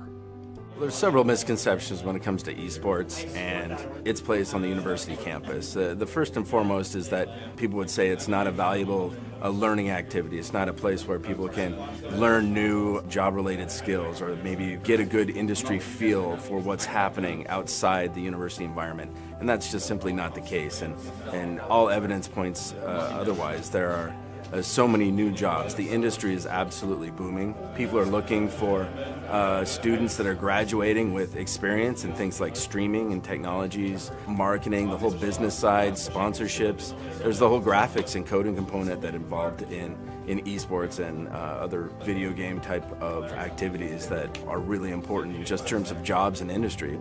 And on their way to those careers, students who attend schools with varsity esports programs can compete for their university. But in order to be eligible, students have to meet the same high academic standards as other student athletes. You have to maintain a certain GPA. You shouldn't be playing constantly. You should have like a certain time frame and like practice for like 2 hours a day or 4 hours a day. You shouldn't be just like overwhelming yourself. Care about your grades first and foremost. As Dr. Haskell said, he cares about our grades first because we came to college to get an education, to get a degree, and then we also get to do what we love and play esports. Athletics and other university-sanctioned activities bind students together with purpose, a chance to be part of something bigger than yourself, where we learn to work hard, play a role, lose with dignity, win with honor, all for our school. This is why we play.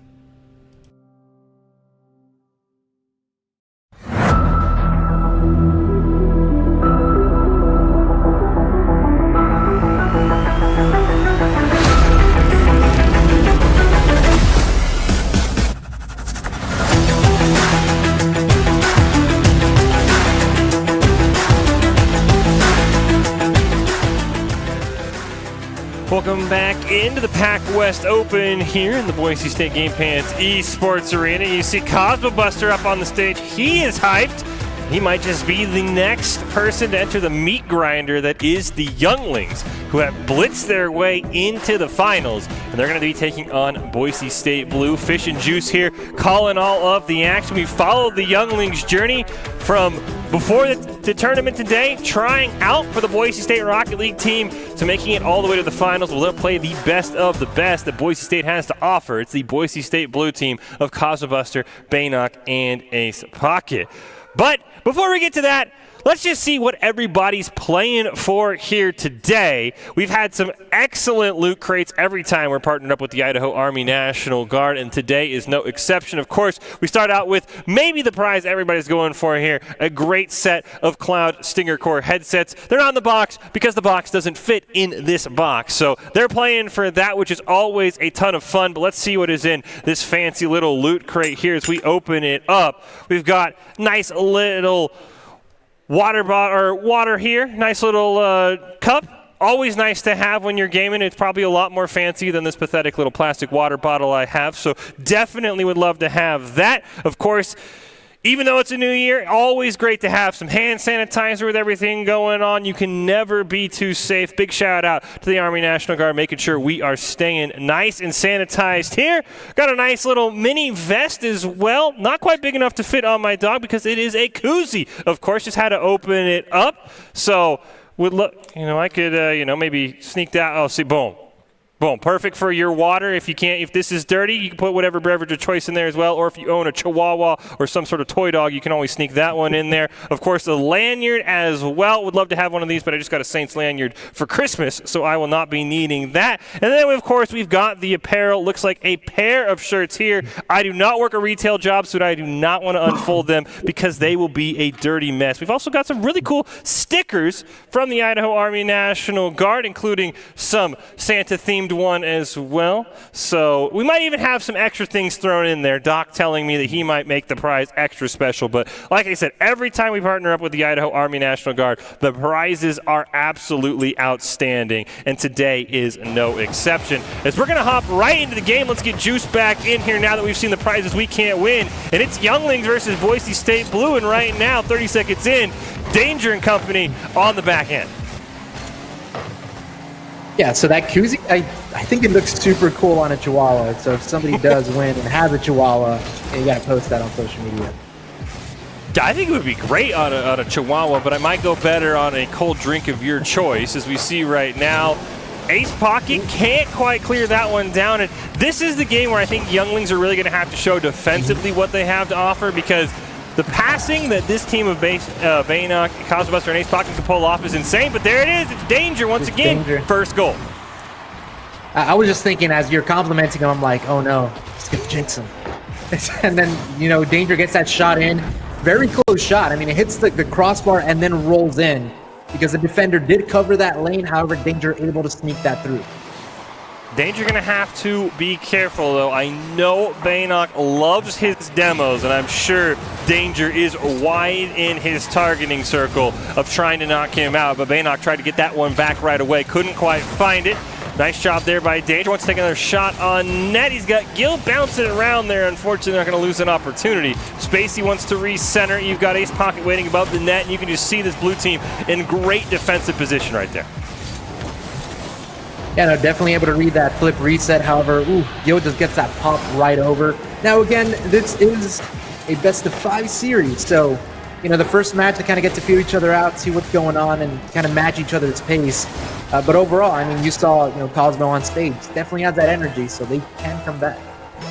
Yeah, you better make sure you come back. But it is double elimination, and I'm sure whoever does lose here, if it's Younglings or right now maybe Boise State Blue, who's down 2-0 here in game number 1, they're going to get potentially a second crack if they can come back through the second chance bracket and pulling off the victory. So it's not over just yet. As Cosmobuster's going to clear down to Baynock. There's that demolition we were talking about on to Gil. He's going to try. Cosmobuster takes a shot, and Baynock set that one up perfectly with the demo. He's the unheralded hero right there. Yeah, that demo came in clutch, and then that position just pops it right over. Defender can't slow down and catch it with a backflip. Just too late. Too slow and too late.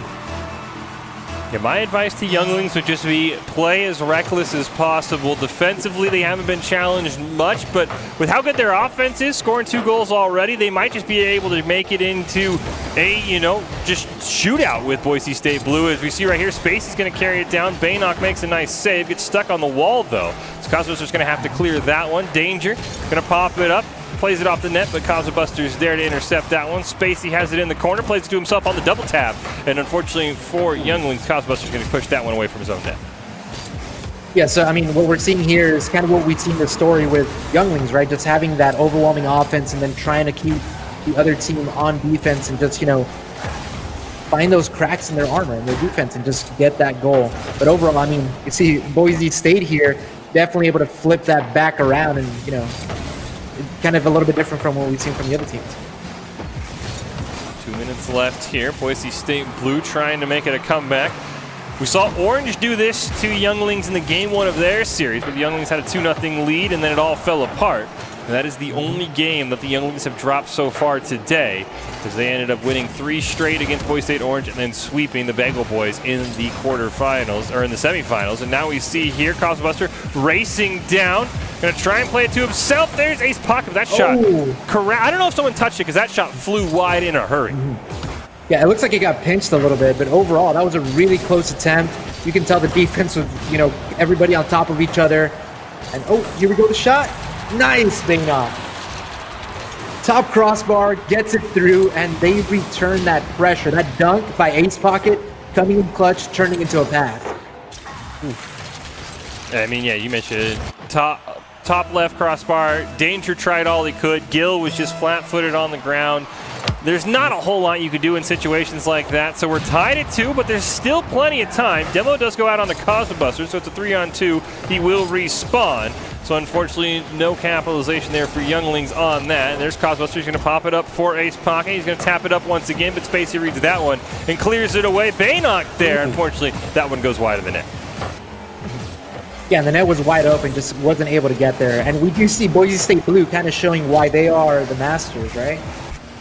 The Younglings trying to prove their mettle, but I mean, they're not doing bad. And Boise State Blue, it's just they're able to handle that pressure very well and flip it around. Very impressive. 1 minute left. Tied game here of the finals. Game number 1 here, the PAC West Open between Boise State Blue and the Younglings. Danger's going to pop it up near midfield. Ace Pocket reads it perfectly. Gill's got to make a play, and he does. To keep us in a 2-2 game, but Ace Pocket wants to continue it up. Crossbar stomps it. Cosmobuster shot goes wide. And here's an opportunity for the Younglings as Cosmobuster goes chasing back. And that pass was almost a goal. It was very, very close. All right, let's see if they can create a play here. 2 people went together. Now let's see if they get that pop out. Oh, not a very good clear. Ooh, gets saved right there. Oh, the redirect. Oh my goodness.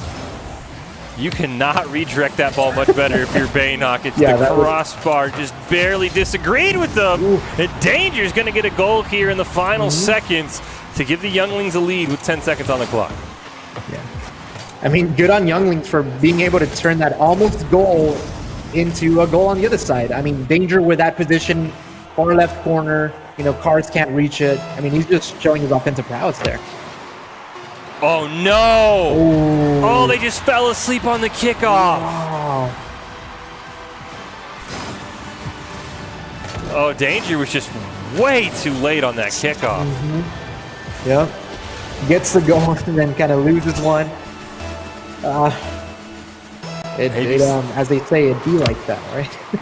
Yeah, maybe. I don't know if he was maybe pumping his fist because he had just scored what he thought was the game winner. There's still time, though. Spacey carries it. Danger! Ooh. Oh, he redeems himself with 1 second left. That's crazy to be able to redeem himself so fast and just so close. Cosmo just barely not able to touch it. Wow. Point 4. There's still a chance for Boise State Blue if they can keep this ball in the air.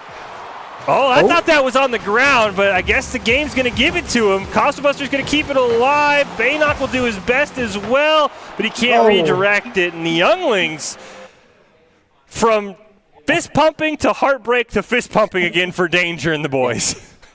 That was a lot of emotions, really fast. But I mean, they pulled out the win. That was, you know, great for them. Definitely showing why there's, you know, they've gotten this far. Danger just, you know, being clinical with those shots. Yeah, there would have been, I mean, for how much we were complimenting him, if he blew that game, falling asleep on the kickoff, it would have been just awful. So the fact that he kept his head in, we talked about, we've seen some teams, they miss a goal, and it kind of, you could see that it just kind of affected the team. 10 seconds later, Danger's like, look, I'm going to not make that mistake, be the one that defines me. So great job by Younglings, and they're putting on a ton of pressure, even on the Boise State Blue here in that game number 1. Yeah, absolutely. I mean, we saw, 3 goals, like, within 5-10 seconds? It can happen that fast. And I mean, Boise State Blue definitely showing that they can handle that high-octane offense. However, Danger's still sneaking those shots in. So they need to, you know, adjust a little bit. But I mean, overall, this is game 1. So everybody gets to feel each other out, see what, you know, what changes need to be made. I would still just love to see a team find a way to put a bounty on Danger and just take him out. Find a way to slow him down. Force Gill and Spacey to be the ones to make the plays, because that was 3 goals for Danger, 2 in the final 10 seconds. I would not be shocked if we see Baynock, who is kind of the demo guy for Boise State Blue, start to follow Danger around and just say, you know what, I might be in a bad position, but if I can demo Danger, it's a 2-on-2, because I feel like he's just a guy, as we say, he's cracked, he's the catalyst, he may be the MVP of the tournament in its current state, at least from the games we've seen. Somebody's got to find a way to slow him down. I mean, but even then, like Boise State Blue, some of those shots were so close to going in. Yeah, Baynock had one that, I mean, he bent it like Beckham probably perfectly. It was just an inch too high and rattled off the crossbar for a good 5 seconds. So we head into game number 2 here. The Younglings with maybe a shocking Game 1 win in the final seconds. Now Spacey's going to try and clear it down. Ace Pocket's going to redirect that one, and Boise State Blue says, all right, let's calm down. It's 1-0. I mean, you see here the setup. Ace Pocket stays there, calls him out, hits that ball over, and, the defender is still getting back to net, not able to catch it. First This is an exciting match. First time we've seen Younglings in a little while kind of run into this early problems. So we'll see how they respond. Like I said, it's all eyes on Danger. Where he goes, the Younglings go. So if Boise State could slow him down, I feel like they have a great chance. There he is, clears it up over Baynock. But Ace Pocket is right there. Gill's going to rattle it around the corner. Maybe try and set up Danger, who comes falling in front of Cosmobuster, and that shot's going to go awry. And one thing Danger also does really well, which, doesn't get noticed too much, is his ability to stay on the ball. So he gets a touch there, goes for a bump or another touch to get past the defenders. His teammates normally, go for a backboard pass or assist, and he does that half rotation to come in and score that goal. And one of the things that can be noticeable time to time in Rocket League is just how fast teams play and how much faster teams play than other teams. We'll see a demo onto Ace Pocket. And Danger feels like he is playing just a notch above the rest of the players on Younglings and very close to Boise State Blue and even sometimes faster than them. And as you mentioned, he's able to stay on the ball, get that extra bump that you don't always see as Baynock's shot goes off the crossbar. So if Danger's able to play his game, I really do like the Younglings' chances here in this series. Yeah, I mean, overall, it still looks like they have great chemistry. And like I was saying earlier, his supporting cast is also still very good. So if they need to, they can make it happen. However, Danger has been, sitting in that hot seat, taking those ridiculously hard shots and making it happen. Baynock tried to clear it off of Danger's shot, and Spacey is there. It's Cosmobuster's turn. He'll pinch it perfectly. Him and Danger racing for the ball in the corner. Danger's just barely going to win, and Cosmobuster's going to turn around. Demolition went on to Baynock off screen, but he's able to respawn, and there's nothing there for Youngling. Spacey does take a shot, but Baynock's going to clear that one away. And you see Cosmos on that clear earlier. He, real cool, collected, took care of that ball, pinched it out, no rushing, no panicking. Because again, once you get into those panic clears, you start making those mistakes, and then your defense starts falling apart. Close one. Nice challenge there by Ace Pocket onto Danger. Gill's able to keep it alive. Spacey's going to back pass it to Danger, pops it up in the air. Everyone goes retreating, and Baynock's going to have a great opportunity. He'll get bumped after he clears it down. Spacey corrals it. Ace Pocket going to challenge him. Can't quite do enough, so Spacey's able to continue carrying it. Cosmobuster and Spacey going to run into each other, and Ace Pocket. Nice pass over to Baynock on a wide open net, but a huge save by Danger to keep us in a 1-0 game. Man, what a save. They both had to go up for it. The net looked open, however, they were just able to reach it. Spacey with a dribble. Wow, that was nice. Good control, and then just pops it through, so Baynock is unable to touch it. And again, top left. And these guys, like I was saying, supporting cast, they can still pop off. Yeah, it's the second time this series that we've seen a near goal for Boise State Blue immediately turned into a coast-to-coast goal for the Younglings. They've done a really good job capitalizing on a couple of misplays by Boise State Blue, but Baynock's going to just say, that was cute, I'm going to make it 2-1. Yeah, and they're getting, look at that, the Fields backflip by Gill, and then just that pressure by Boise State Blue, just, starting to, enact control. And again, this is coming back from the loss. They maybe, hey, we need to adjust this way, and, making changes. Yeah, one of the things Boise State as an esports program prides itself on, the ability to make adjustments on the fly in between games, no matter what it is. League of Legends, Overwatch, Rocket League, they've done a really good job of, sometimes we talked about, they drop game one, they feel out the opponent, they say, okay, this is what we got to do, and then they just smother them. And right now, Boise State Blue in the lead. A demolition onto Spacey off screen. Ace Pocket thought he had an open net. A double commit from Gill, and Danger is going to save it. Cosmobuster's going to clear it down, and Ace Pocket nearly redirected that one in. Yeah, no, that was a close play. Still good defense by the Younglings, and that's one of the things too in esports, right? You have to make sure you keep that mental fortitude. You don't give up. Hey, we lost game one. That's fine. How do I adjust? How do I make the changes to come back and get the win for the next game? So props, Boise State. That was a great save, uncredited by the game for Ace Pocket to make that ball not redirect in front of his own net. The Younglings still have a great chance here as Ace Pocket's going to be in the corner. He's one-on-one versus Gil. Gil will win that one.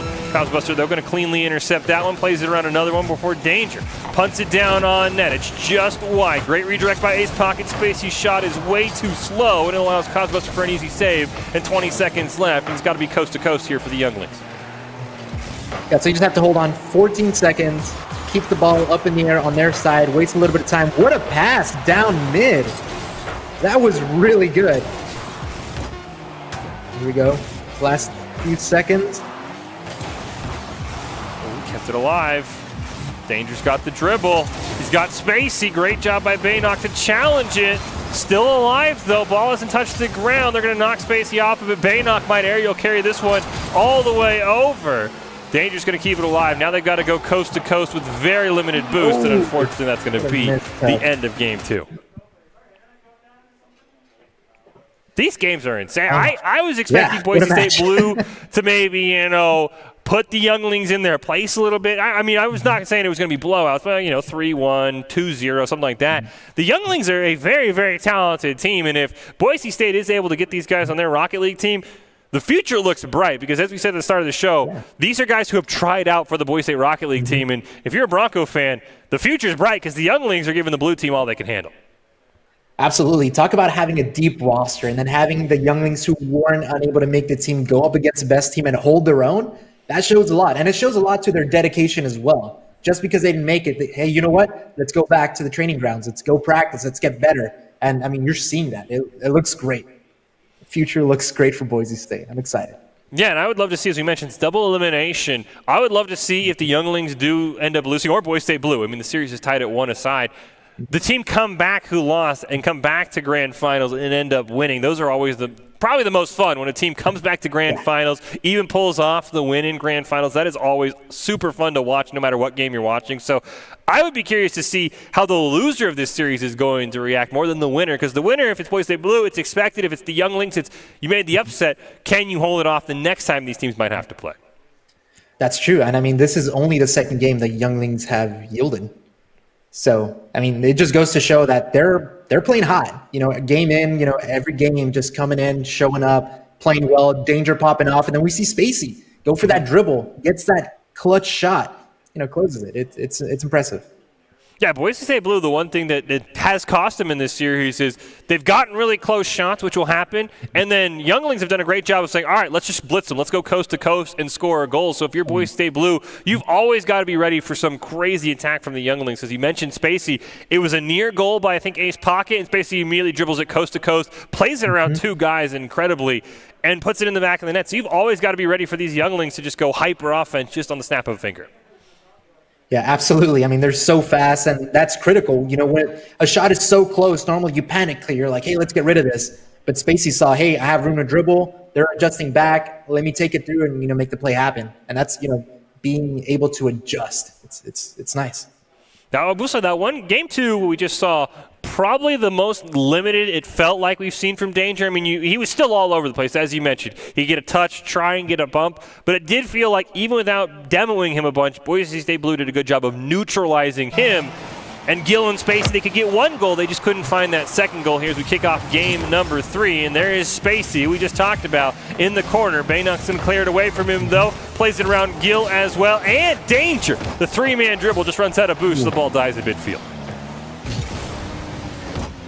Yeah, and one of the things that, Boise State does pretty well is some of their passes, like once they start lining up, they're just amazing. What a shot by Cosmo. I mean, no, go ahead. Yeah, no, he just gets up there so fast. So he sees that there was a 50, ball goes up, uses his momentum, just gets up there and places it on target. As I say, that was the panic clears we talked about. I mean, Gil, weak touch, Baynock just completely intercepts it right near midfield and just passes it over to Cosmobusters. We see Baynock hesitate a little on that one, does get demoed, so Cosmobusters going to rattle it around the corner. There is Danger, who right now zeros across the board. Not something we're used to seeing from him, but it's still early, only 40 seconds in. Baynock going to pass it over. Can't quite find it, though, so Space should be able to clear this one away. And let's see what happens here, because as we're seeing a little bit of panic clears, the Younglings kind of hey, this is probably the first time they're on their heels and, you know, already a goal down. So we get to see how they adjust to this kind of pressure. Ace Pocket's going to win that eventual challenge there, and him and Baynock going to fight for it. Ace Pocket's going to get it, and now it feels like we haven't seen the younglings in this position of panic clearing and then just collapsing defensively. Yeah. And I mean, even there by Ace Pocket, he slowed down a bit and kind of played with it instead of, you know, keeping, you know, that speed of going fast. Hey, let's slow it up. Let me get this ball control, get that flick over. So now up 2-0. The younglings this time that maybe can come back. They've blown the 2-0 lead already. Can they come back from one? So we see Ace Pocket nearly puts it in. Great stop on a dribble from Gil by Cosmobuster, but it's not enough to slow him down. Baynock will eventually get the ball away from him. Danger's going to take a shot on net. Can't find the follow-up, though. Ace Pocket just clears it out to safety, but he's going to follow his own clear. Tries to play it from Gil. Cosmobuster will do that. Ball in front of the net. It's Baynock's turn to shine, but he's just going to pass it over. And now Spacey with a great opportunity. And that's a very scary clear when you're just hanging out with the ball there, because the offensive attacker can just, you know, pinch it off your car and just, you know, send it zooming to the net. Danger's going to play that one. Uh-oh. Oh, Gil was back there. A little more panic. I just thought it was going faster. I was like, oh no. Yeah, I was like, oh, that's game over. But yeah, ball slowed down. Gil a little further back maybe than it looked like for me when I first saw a quick glimpse of him, and now we see him doing a great job challenging it. He's going to have to get a pass over to Danger, but Cosmobuster dunks it over him. Ace Pocket off the wall. He's got Baynock, who's going to miss, unfortunately, but Cosmobuster is there. He'll just play it right underneath Danger, and Boise State Blue doing a great job playing keep away from Danger. 44 points, 1 shot, 2.5 minutes. Definitely by far his worst performance of the night. Yeah, for sure. And we see how, you know, Boise State Blue is able to cut off these plays. They're able to sit in defense and let them move forward and cut out the play. It's really impressive that they have that, you know, that patience to just, okay, let's let them move on the ball and let's, you know, have our defense nice and tight. Macy does play it around Baynock, but Cosmobuster's going to pass it down off the crossbar. Danger reads that one perfectly. He's going to pop it up toward midfield. Gil dunks it over Cosmobuster. He's got Danger behind him, but they collide into each other. Oh, just an unfortunate double commit there from the younglings. That's going to cost them what was a great opportunity. And, you know, we see here we're a little bit over halftime, so all those opportunities, they need to make sure they start converting on those, because they're simply just going to run out of time, and they're at a 2-point deficit. Yeah, not only do they have to convert on them, they have to be careful here with Boise State Blue on the offensive. Boost levels pretty critical here for the younglings. You see Danger and Gil both in the single digits until Gil gets a full boost in the corner. Danger's going to carry it towards midfield. Once again, Gil's going to kind of run into him. Probably the most sloppy play we've seen from the younglings. Now they've got to be careful as Baynock nearly had a wide open net.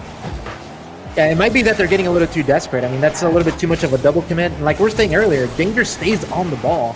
So there might have not needed to be a reason for, you know, his teammate to be all up on him. Oh my. Ooh, wow. That is... I need to see how that bounced off to the left. Danger tried. Yeah, no, he flipped into it. However, it just bounced off his car awkward and still went in. I think the thing there that kind of goes unheralded is Baynock in almost any situation. That, you know, Baynock or a player who's in Baynock who's taking the shot, and I think younglings were expecting that. And then instead, it was him just kind of stalling for Cosmobuster to get in position. And the blue team's passes sometimes, they just pull off things you don't even think about, and it's insane to watch. Yeah, and one thing you notice, like on blue, they've just been hanging out. You don't see anything crazy, any, you know, over committing. They're just kind of taking it nice and methodical. I mean, it's not slow because it's so fast, but, you know, they're just being, you know, moving the ball up the field very carefully. They're being, you know, it's almost weird to say aggressively careful, because you don't want to be too careful in a game like Rocket League, because as soon as you start playing back, you lose, you know, that edge. But I mean, yeah, you're right. It just feels so calm and collected for the blue team. There's just pass here. They're on the offense, but they're not in a rush to take a shot like we see from younglings. It's not this frenzied attack. And the 3-0 lead with 10 seconds left feels pretty comfortable. Baynock's going to pop it up for Cosmobuster, who's going to put in a fourth goal and pretty much seal the deal here in game number 3. And you see from the pass there, Baynock goes up and he's like, I'm getting challenged. I'm just going to bang this off the roof. And then Cosmo coming in to clean up. Final seconds here of game number 3. Does look like Boise State Blue is going to be victorious. 4 seconds left. There's no 4-point shot in Rocket League, so this will be a win for the blue team. See if Younglings can maybe get a goal. They have not been shut out yet this tournament, but they will this time, as Boise State Blue is going to go up 2-1 here in the PAC West Open Finals. Yeah, so now we need to see if the Younglings can do what Boise State did, right? They took that L, they readjusted, and then came back with a better game plan. So overall, I mean, Younglings have been playing well. However, Boise State, I mean, they just look so calm and collected, moving the ball forward methodically, and not in a rush to just put that ball on target right away. Yeah, this is the game where if you're Gill and Spacey, you've got to prove that you deserve to be here. And this isn't to say that Danger has carried them. And we've talked time and time again, they made great plays. But Danger completely removed from game number 3. If Boise State Blue shuts him down again, there should be chances for Gill and Spacey to become that hero. I mean, we saw a couple times Gill and Danger double commit, and it kind of felt like they were thrown off their rhythm. So this might be a time where Danger starts to play off ball, and you let Gill and Spacey set up a lot of the plays for the teams if you're Younglings. Because Danger, Boise State has kind of figured it out. I mean, 1 shot on goal. I don't even know if he hit 100 points that game. He was completely neutralized by Boise State Blue. Yeah, and a lot with that comes maybe the desperation, maybe the panic clears, but also, we started seeing a lot more double commits from, the Younglings on offense. Danger's still on the ball, and you have Gill or Spacey come up behind him, and it's now you have 2 players in one area when, now your third guy is kind of out of luck, right? And then Boise Blue starts moving up the ball. So, yeah, I'd love to see, it's time for Danger to walk off to the side, do his best Clay Thompson, and when the ball comes to him, just put it in the back of the net, but let Gill and Spacey take control of the offense. As you see Gill immediately demoed by Boise State Blue, they are on match point here. So kick things off in a hurry. Bay not going to set something up for Ace Pocket. Nice challenge there by Spacey. Gill and Danger still back in front of the net. Cosmobuster trying to pop it back. Looks like he maybe thought someone was going to be there, so Spacey's going to have a nice attempt here to clear this one out.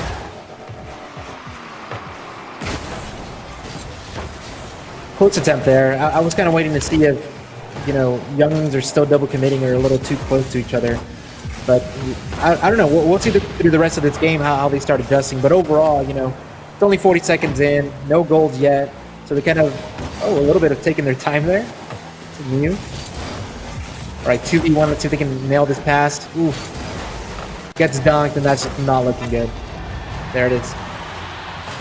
Yeah, you mentioned it, that play by Gill, not something we've seen, and I don't want the Younglings to, emulate this calm and collected style of Boise State Blue. I want them to play crazy. I want them to make these fast shots, because when you take yourself out of your game and try and play someone else's game, it's never going to go well. So I want to see a bunch of shots here as we see Danger win that kickoff. Gill can't quite corral it, but if Younglings start playing slow, this game could get ugly, because that's not how they play, as Cosmobuster's going to put in a second one. Yeah, for sure. They need to keep to the recipe that's been working for them. And like we said, if you slow down, you start playing somebody else's game, it's going to go bad for you. Like right there, Cosmo is going to get that, that flip. So you have to rush up there and make sure you cut that off early. Kickoff dies in the mid. Bay knock off the back tire is going to take a shot. Danger's going to just bump it off. Nice demolition onto Cosmobuster, and Danger with an opportunity here. Dribble it down on the blue side. Can he get the double tap? No. Cosmobuster pushes it away. Spacey, though, recenters it. Danger with an opportunity, and the Younglings get one back, and that's what we want to see. Yeah, they definitely need to ride the momentum off this goal because they're getting shut out pretty gross. So that's a good play, back center, and Danger just there for those redirects. That's what we saw those previous matches. Danger just redirects the ball in, and they just need to set him up with some passes.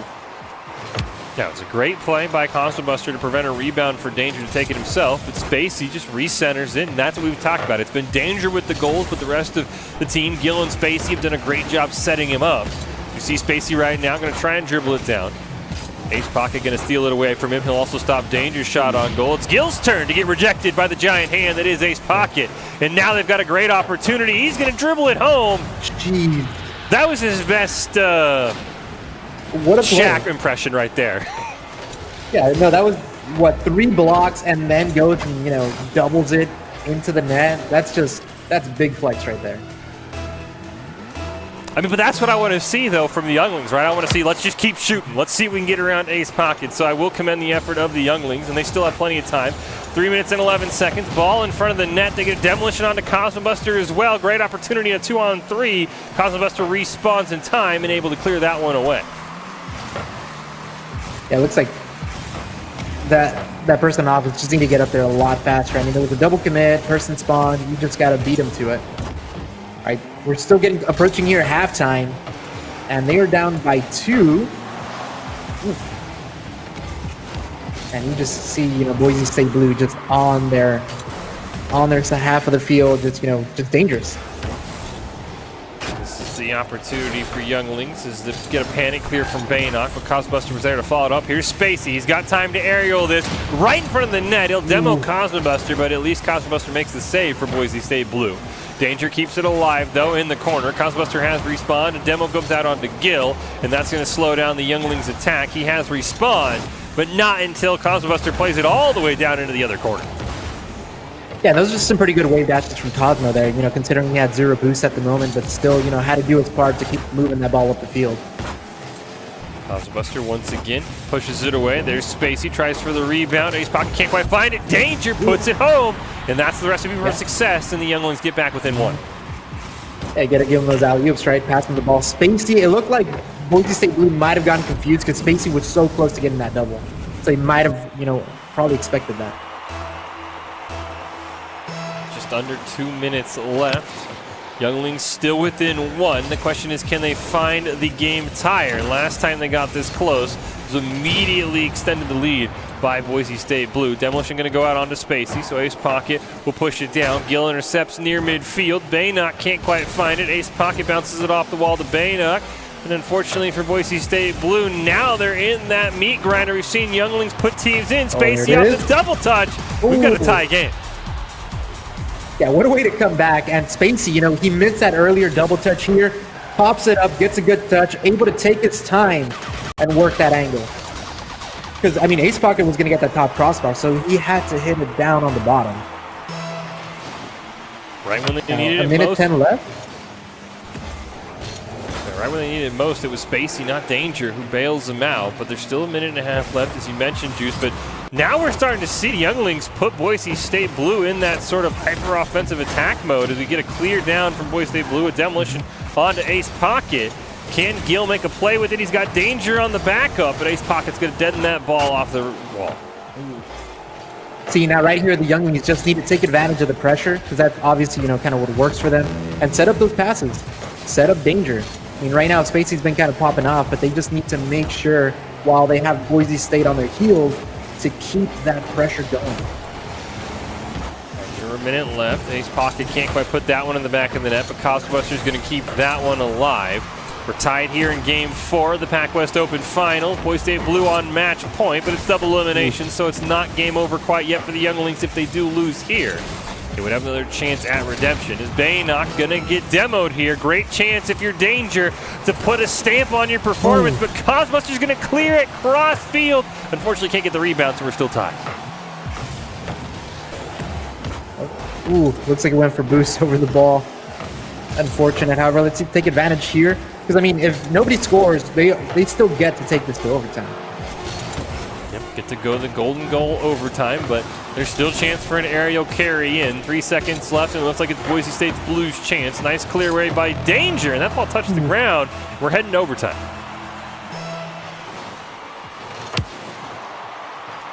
And if you got to think, if you're the younglings, you're like, we need this win, or we go to the losers bracket.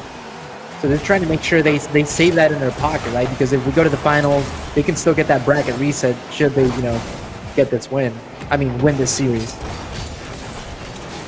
Yeah, the thing is, you don't want to play too scared if you're the younglings, though. You got to make sure when we've seen them play slow, it's gone awry. But yeah, you're right. They've got to have in the back of their mind, we need to win this to go to Game 5. We don't want to go down to the losers bracket and then be forced to beat this Boise State Blue team 2 more times to be the eventual champion. But right now, they're doing a great job putting a ton of pressure on. Spacey, though. Baynock, great pass to Cosmobuster, well behind the ball.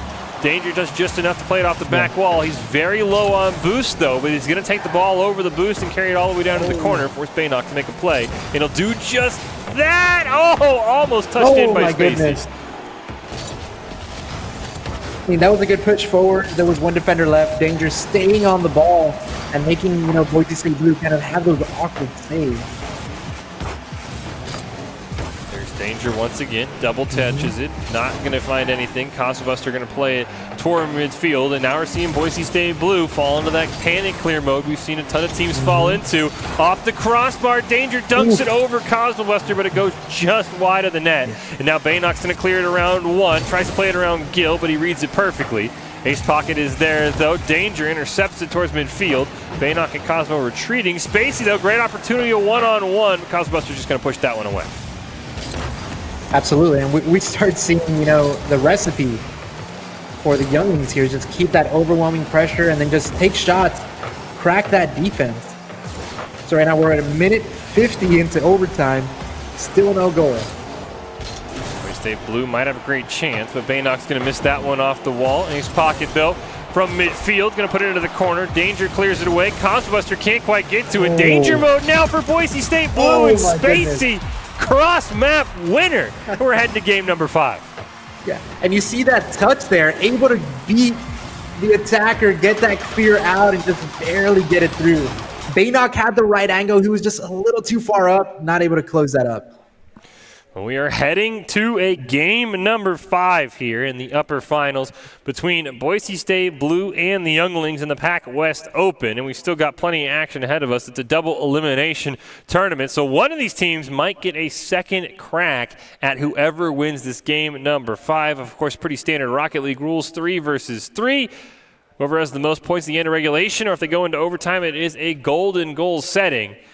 And right now, the Younglings on the brink of defeat, claw all the way back to win that one in overtime. And I'll be really curious to see how game number 5 goes, because it felt like Boise State Blue had the answer for about 3 minutes there in game 4, and then it all came crashing down.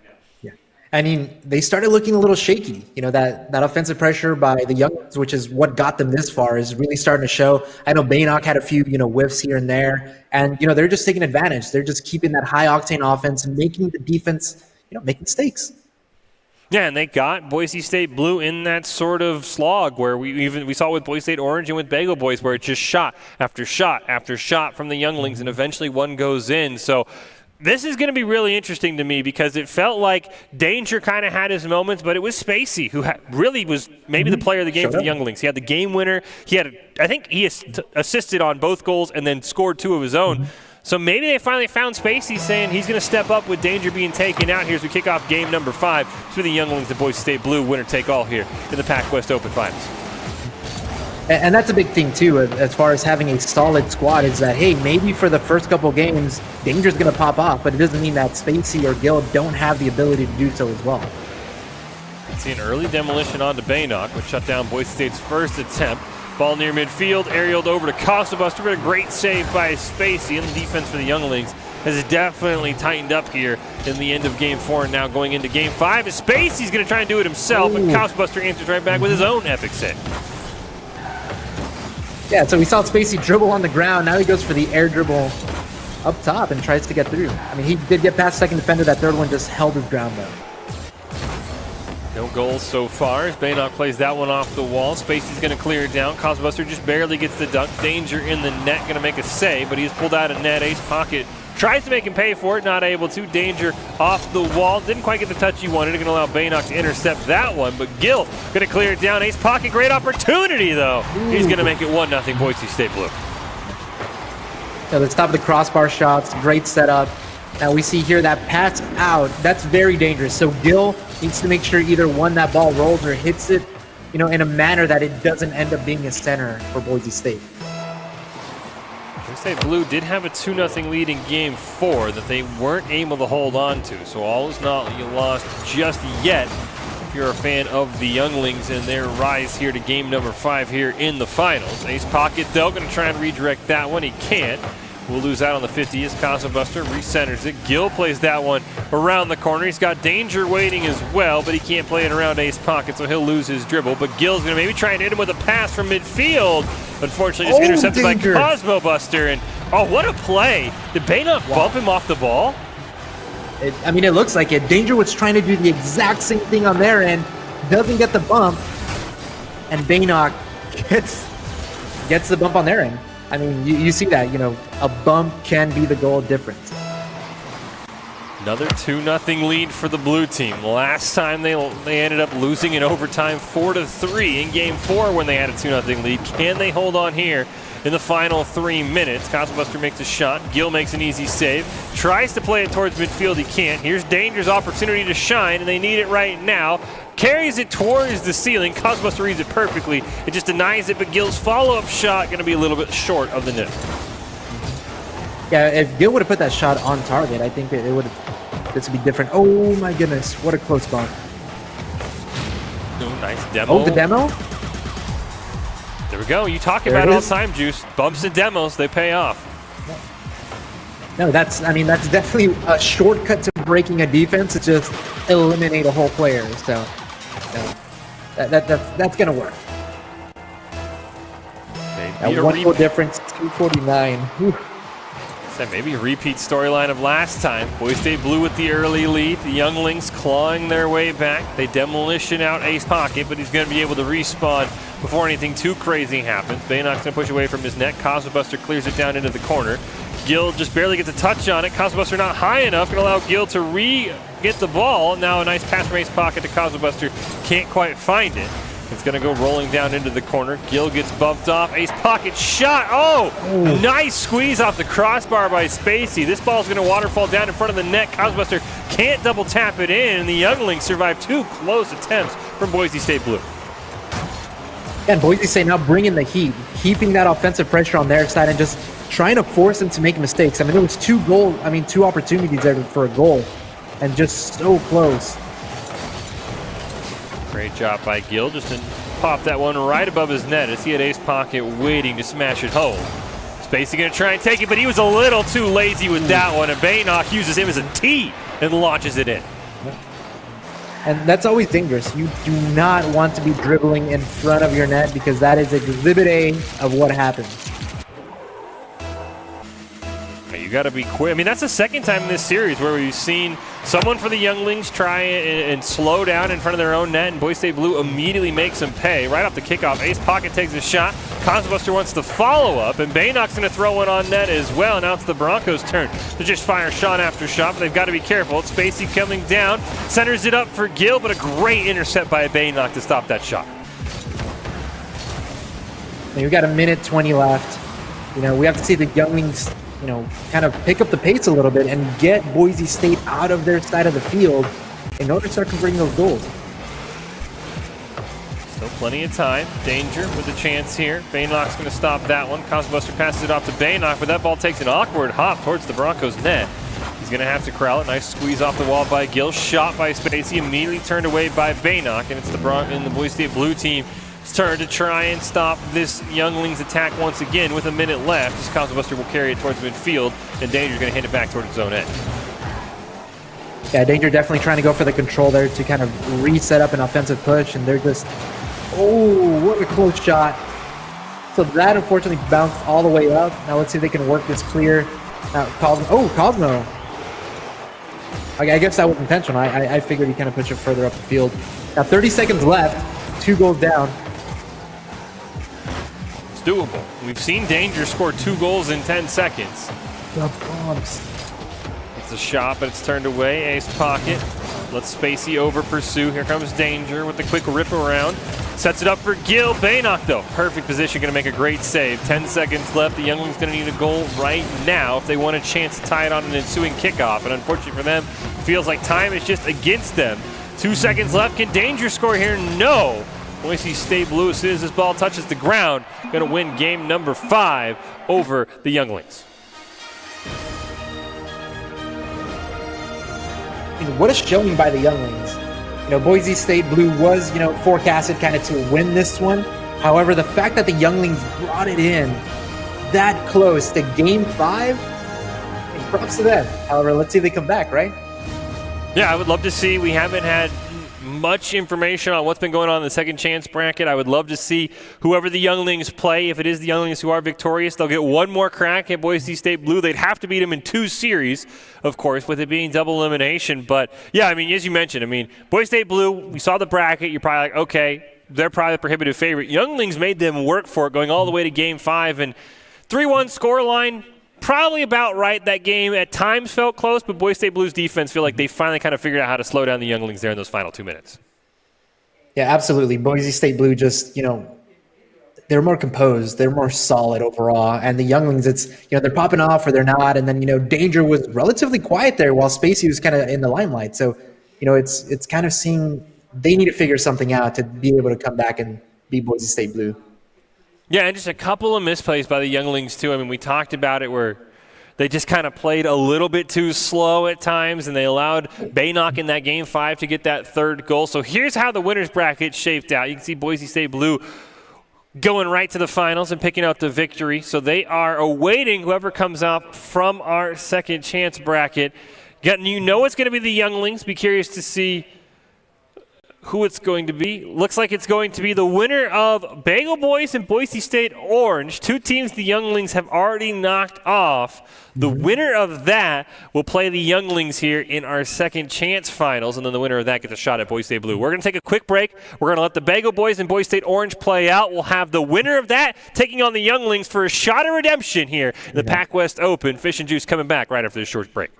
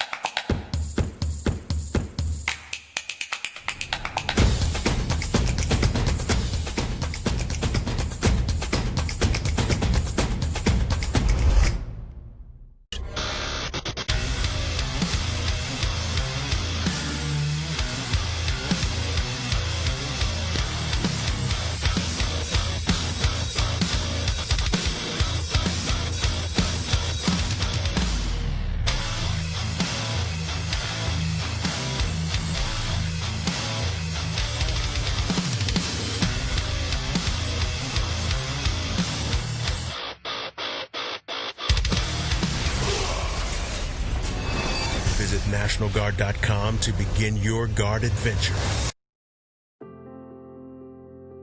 Since 2016, universities have been adding varsity esports, competitive intercollegiate video game teams. With nearly 100 colleges and universities now with official programs, esports is fast becoming the new college sport.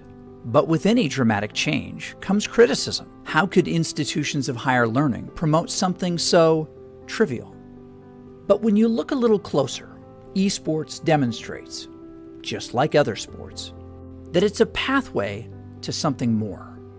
There's several misconceptions when it comes to esports and its place on the university campus. The first and foremost is that people would say it's not a valuable learning activity. It's not a place where people can learn new job-related skills or maybe get a good industry feel for what's happening outside the university environment. And that's just simply not the case. And all evidence points otherwise. There are so many new jobs. The industry is absolutely booming. People are looking for students that are graduating with experience in things like streaming and technologies, marketing, the whole business side, sponsorships. There's the whole graphics and coding component that involved in esports and other video game type of activities that are really important in just terms of jobs and industry.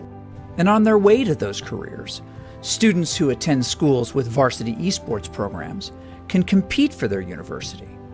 But in order to be eligible, students have to meet the same high academic standards as other student athletes. You have to maintain a certain GPA. You shouldn't be playing constantly. You should have like a certain time frame and like practice for like 2 hours a day or 4 hours a day. You shouldn't be just like overwhelming yourself. Care about your grades first and foremost. As Dr. Haskell said, he cares about our grades first because we came to college to get an education, to get a degree, and then we also get to do what we love and play esports.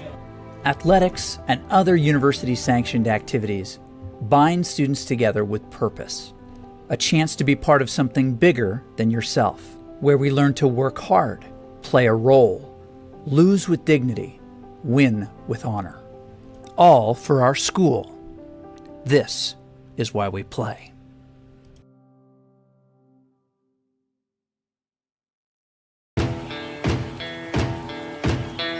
Here in Idaho, we do things a little differently. First rule, camouflage never goes out of style.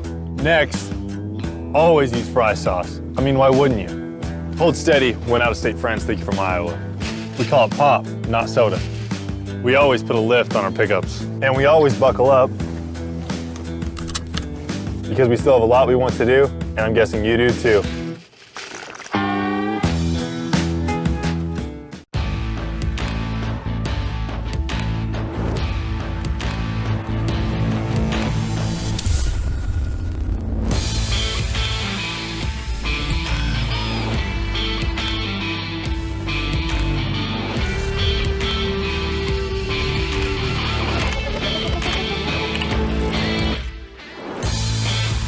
Legendary parts for legendary wins.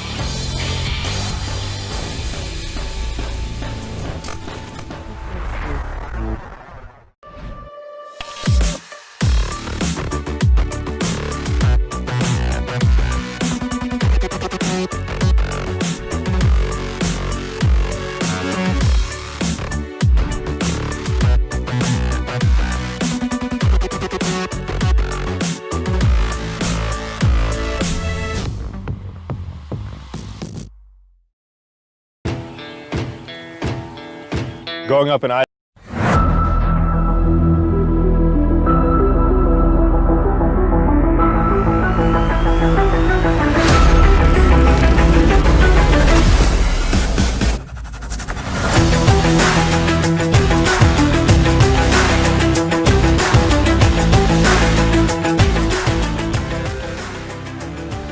Welcome back into the Boise State Game Pants Esports Arena. We're down to our final pair of games tonight.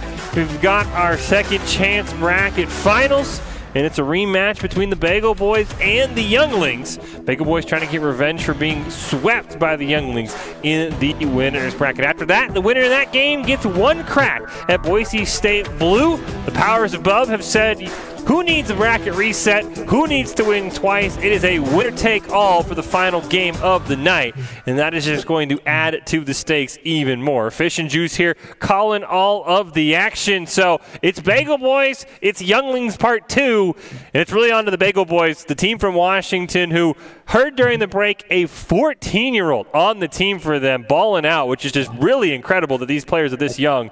They get a second chance at the Younglings, and they've got to figure out a way to slow down Danger.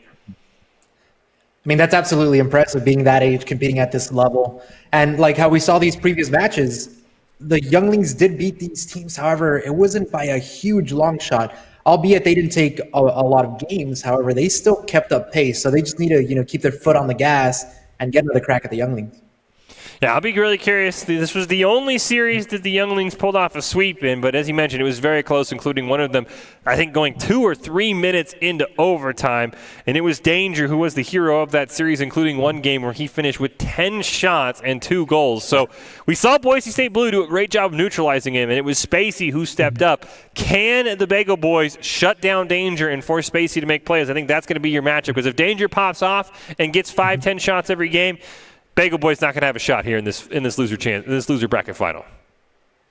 Exactly, and if you're the Younglings, you want to have both Spacey and Danger pop off at the same time, leading into hopefully going to another shot at Boise Blue, because that's what they're going to need to beat them. Because Boise Blue did best them, and they just need to have fire off 100% and play their best Rocket League. Yeah, I'm sure the Younglings, they want to be able to win this series quickly, 3-0 Bagel Boys without much issue, and then be able to get right back in on Boise State. Because if they have to play 4 or 5 games, I mean, that's with a tournament, these games start to add up, and it will take a toll, because Boise State Blue just gets to sit back, check out the stream, and prepare for their chance at the championship. As we see Doc's keys to the game, all very simple in the game of Rocket League: kick some A's, take some N's, deliver some L's, and collect some W's. It's all brought to you by Count, and right now we're going to see who is heading back to the winners grand finals. It is Younglings, it is Bagel Boys in the losers finals here in the PAC West Open, and I'm going to be really curious, because Bagel Boys, I heard a lot of people rooting for them. They've got to find out a way to win a game first, let alone try and win this series. Yeah, and if I'm not mistaken, the Bagel Boys did beat Boise Orange, right? Yeah, they did. So they actually gave the younglings in the first round, they give them a pretty good run for their money. So it's not to say that it's out of their reach to beat the younglings. We've been seeing a lot of them. However, if the Bagel Boys were able to beat Boise State Blue and they keep that momentum and just best the younglings, that's going to look really good for them going up against Boise State Blue, because the younglings had them to one game. Now you can see here Console Buster hiding behind one of those lights up at the top right-hand corner of your screen, waiting for his opponent. You see the loot crates there on the desk. Got one next to me as well that these players are all competing for a ton of awesome prizes. And one of these teams between the Bagel Boys and Younglings is going to get a shot to take on Boise State Blue and be the PAC West Open champion here. Getting ready to kick this game off. We've seen these teams already. It was a Younglings win on their sort of rise to glory now that they've been kicked in the mouth. Can they respond with the victory as we kick off here on game number 1? Aspect Muffin's going to win that kickoff. Fluid's going to take a shot on net. Follow-up from Misery going to go just high. And the Younglings going to get bailed out here in the first 10 seconds by a whiff by Bagel Boys. Yeah, no, that was close. It was a whiff that definitely should have been a goal. So the Younglings might be like, whoa, we gotta speed up. They can't, be too comfortable with the fact that they beat them once already. This is the losers final, so everything is on the line. Another great save. Danger, we've talked about him offensively, makes a huge save there to keep this game tied. Aspect Muffin's going to try and clear this one down. Does get challenged. Runs out of boost, so his dribble goes nowhere, and Gill's able to steal it away. Misery going to clear it down into the corner. Double commit here by the Younglings. Spacey going to take that one. Danger pulls off, and the ball's going to be dropped right in the lap of Danger. Demo is going to go out onto Spacey, so in a 2-on-3, nice save by Gill to keep this in a tie game. Yeah, so it was nice seeing them cut out that play. And one thing that I do like about these losers finals is that you get to see how certain teams react, because if you lose, you're out. That's it. I want to see how these teams show up when their back is up against the wall. Who comes out and performs? That's what it's going to boil down to.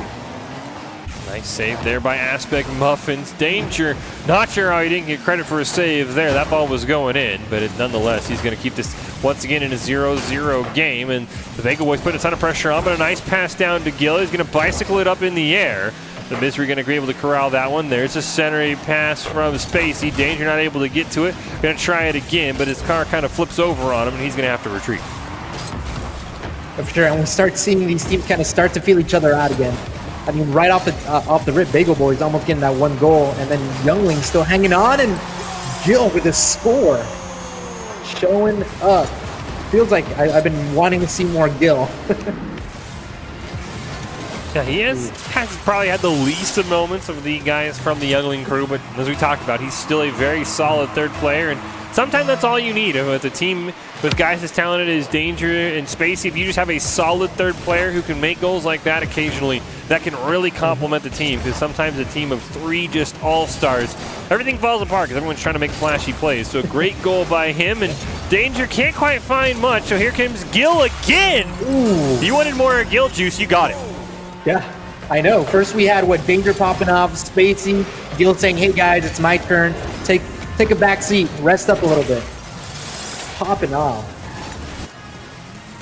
And that's exactly what you want from the Younglings. Is we've seen Danger, challenged heavily on the point of attack by the Bagel Boys. So Gill says, you know what, I'm left wide open. I can make a play or two. So if all 3 of these players come online, it's Gill. Let's talk about that defensively. What a huge save to make it a 2-0 game. This is Gill's game right now for the Younglings, and he is not disappointing. Yeah, absolutely, and this is the kind of performance you're going to need individually from everyone in order to be Boise State Blue if they take out the Bagel Boys here. Oh, Fluid catching that missed position, simply pops it over. Good play. Yeah, nice pass from Muffins there. Fluid just gets right in front of it. Maybe Danger could have attempted to intercept that pass instead of get back on it. And Fluid's going to make it 2-1. These games, as we mentioned, even though it was a sweep for the Younglings when they played in the winners bracket, a very close series. Kickoff kind of dies in the mid. Spacey's going to be able to eventually corral it. He'll play it back to Danger, who is unfortunately not going to be Misery to the ball. So Younglings playing a little bit too cautiously right there. Now finally Spacey's going to get an opportunity. Racing Fluid for the ball. Tries to center it up. He's got Gill charging in, but a double commit by the Bagel Boys enough to keep that ball from going in the net. Yeah, and that one thing here, we need to start seeing more for the Younglings as far as that offensive pressure where they just kind of choke them out, choke out that oxygen, take the boost, Because Bagel Boys, I mean, they're still close. I mean, popping off right from the get-go and then still, tying this up. Or not tying it up, but, getting their goal as well. Well, there's the Gill hat trick, but a huge assist from Spacey on the demo, and it's all Gill right now. And you mentioned it, I mean, it's his turn to shine. I'd be curious for the rest of the series, and maybe he can kind of, as you said, let Danger and Spacey rest and really have everyone clicking on all cylinders if they do take on Boise State Blue.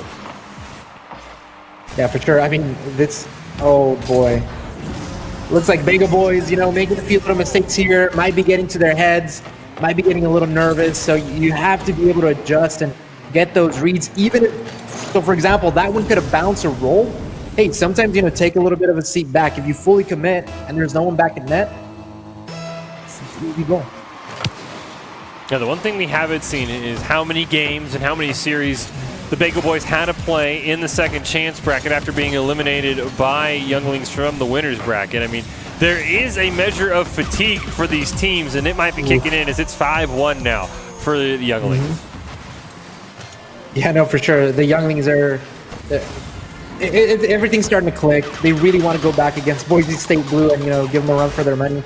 But yeah, that fatigue over a number of series, it does get to you like any other sport. Because in Rocket League, you get 5 minutes of just go, go, go, go, go.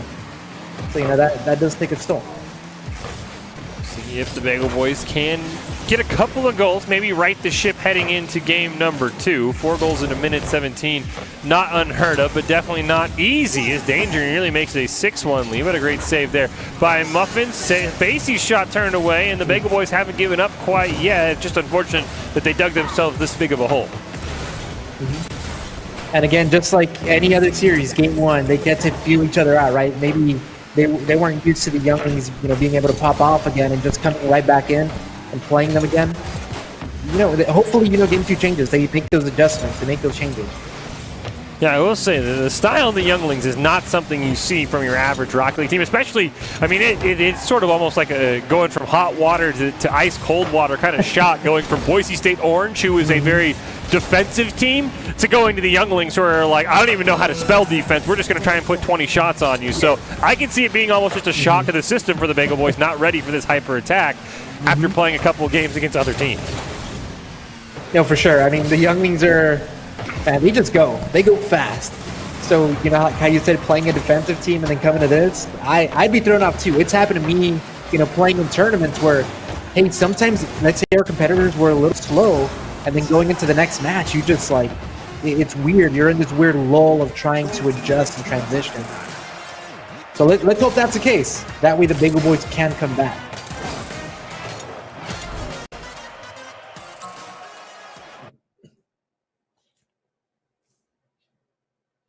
Well as a bunch of shots. So really good job by the Younglings. Yeah, let's hope maybe that was sort of just a shock to the system for the Bagel Boys, because there were times where they came out and seemed to be going toe-to-toe, especially those opening minutes. They were really close, and then it was just bang, bang, bang from the Younglings. So I think Bagel Boys will make this a competitive game too, but I'm not quite convinced they'll be able to force this into a game 4 or game 5.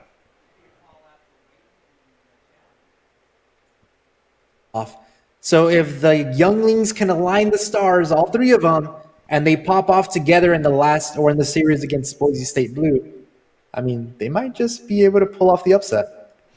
Looks like we've got one of the former Boise State players joins us for Rocket League Wednesday during the season. Waiting there in the chat, actually saying he played against Aspect Muffins, one of the players on the Bagel Boys, in ones the other day. So definitely, these are high talented players that are playing against some of the guys from Boise State just when they queue into each other on the ladder. So I'm really curious. I think the Bagel Boys can maybe take a game off the Younglings, but I just don't know if you're ready, especially if Gill is popping off the same level as Spacey. I mean, who do you stop at that point? Because they're all so talented if they're all working together. And I felt like that was the biggest surprise. I was like, he gets that first goal. I'm like, okay, finally Gill shows up, and he shows up. Scores 2 more goals, gets the hat trick, and just, overall having a dominant showing against the Bagel Boys. So the Bagel Boys, they have to adjust, and they have to adjust fast. Because if the Younglings get going, you're not going to stop them. Oh, he made the save! I was going to say the demo's cool, but it's going to be a goal for Danger, but Fluid comes in clutch. That ball was almost all black, and he just barely saves it. And now I want to see if the Bagel Boys can make a play while the Younglings are still trying to figure out what went wrong. Fluid tries to do it himself. Spacey makes a save, and my goodness, what a turn of events for the Bagel Boys here in the opening seconds. Yeah, those saves are always close ones, and you have to make sure that you do not stop and you reach for that ball. At this point, every goal matters, and you need to take advantage of everything. Yeah, saw the chat pretty split. Couple of supporters for the Bagel Boys, couple for the Younglings. So definitely not a heavy favorite, and it looks like Spacey's going to be the one to score the first goal. That demo throwing everything off, and the Younglings back up in front. Oh, Spacey able to keep his distance, able to adjust to that. So it's good that they both didn't really double commit there, because then they wouldn't be able to keep up on the ball. Yeah, it was a great bailout pass right before Aspect Muffins came in with the demolition, but we'll see if the Bagel Boys can find a goal here. They've got to be careful they don't just fall asleep, as Danger's going to put that one in, and that's what the Younglings can do to you. They can blitz you in a hurry. Absolutely, and that's the scary part about the Younglings. Once they get rolling, they're going to get rolling. Now we have Spacey showing back up, Danger in getting those goals, and Gil is just hanging out, ready to pop off again, hopefully. And there's never a dull moment defensively when you're playing the Younglings. Usually you have teams that they'll kind of reset and they'll pass back. That is not the Youngling style. It is hold W, hold forward, and just hold that boost button down. Don't let go. All right, Bagel Boys need to answer back soon. That way they don't get caught up going into the last minute, because then at that point in crunch time, you only have a limited amount of chances or opportunities to go and score. Yeah, you can't. I mean, if you're behind in the final minute, and if you're the Bagel Boys, it's got to be by one goal. You're not going to find 2 or 3 goals against a team like the Younglings without them finding one of their own. It's Danger. He's back, 5 shots already, and that's his second goal of the game. See this play here, just cuts him off and just pops. Wait, was that going out? I don't know. It took a weird hop off the crossbar. It kind of shot at an angle as opposed to shooting out. So, yeah, I couldn't tell from that if it was maybe an own goal or not. But still, I mean, Danger probably happy to be able to play the game a little bit. I know Boise State Blue did a really good job of neutralizing him. But 5 shots in 2 minutes, that's what we saw in this first series between these two teams, and he's right back on it. I think the Younglings are pretty motivated to get a second crack here at Boise State Blue. But Aspect Muffin's not going down without a fight. Yeah, it feels like Aspect Muffins heard you, and he's like, you know what? No, we're still in. We're not done. And again, those 50s and those dunks, they're coming in clutch, and it's whoever gets to the ball first. The Bagel Boys not done yet. If they can get another goal and maybe have a minute to find that equalizer, I would love that position, but they've got to be careful. As we see a double commit come out from them, Gil's trying to put some pressure on him. Not able to. Aspect Muffin's going to spike it off the ground. Spacey pass back over to Gil in the corner. Demolition does go out on the Danger. It's an open net for Fluid. Just a bit high and not able to capitalize. Yeah, the setup was there. The demo happened. They had the possession. The pass was on the money. He just needed to sink that shot on net. Now we're right at halftime. So again, the clock is ticking. They're running out. They need to make sure, like you said, they cannot have more than 1 goal difference in the last minute against the Younglings. These last few minutes, though, for the Bagel Boys have been perfect. They've stalled out the attack of the Younglings. They've got a couple of great shots. Danger's going to try for one more, but he's not able to find it. Fluid just going to push it over into the corner. He's got a teammate there in Misery, and they're going to be able to push that one, but a great challenge by Gil. Muffin's in the corner. Danger wants the wraparound, but the defense for the Bagel Boys has tightened up, and now there's a great opportunity, but Spacey, the aerial play of the Younglings is just so incredible, and there's not a clear for about a minute and a half now for the Bagel Boys. Yeah, they just kept them on their half this entire time. Now we start seeing some signs of live play creation happening. The pass here, the close. Oh, Aspect closes it up, and it looks like the other blue teammate went for the bump and kind of probably threw off the defender. Oh, just unable to reach. And that's what they need to do. They need to capitalize on those small opportunities, that small breathing room that they're able to get from the Younglings. Yeah, and a great job of Fluid not trying to jump up and accidentally make a save for the younglings, just staying on the ground. I'm sure that was nerve-wracking to watch from his perspective, that ball flying for him and hoping he doesn't make a save. So this is the spot you want to be in if you're the Bagel Boys. If you can find a goal here, maybe get us into overtime, that would be perfect, or maybe even find 2 more goals the way they've been playing. The younglings, 1 more goal should be enough to seal it here. Spacey's going to send it over for Gill. Oh, Aspic Muffins barely redirects that one, and they're still alive. And that's a scary 50 for them to win. Close to the net, 2 people went. And I mean, they got pretty lucky there. Had that been a little bit off to the left, and Spacey closes it up, a few seconds left, and that might just be the nail in the coffin. There's going to be a lot of pressure as we see Spacey just barely taps it over Aspect Muffins. Whoever's taking the kickoff here for the Bagel Boys, looks like it could be Fluid. Looks like it is going to be Fluid. A lot of pressure on him to win this cleanly and set his team up in an excellent spot. He'll win it off onto the side. Misery gets player, not ball. It's a demo onto Spacey, but the ball goes in the wrong direction. Fluid and Aspect Muffins both going to miss on it, and 40 seconds left. The Bagel Boys, they need to find this 3rd goal here in about the next 10 seconds.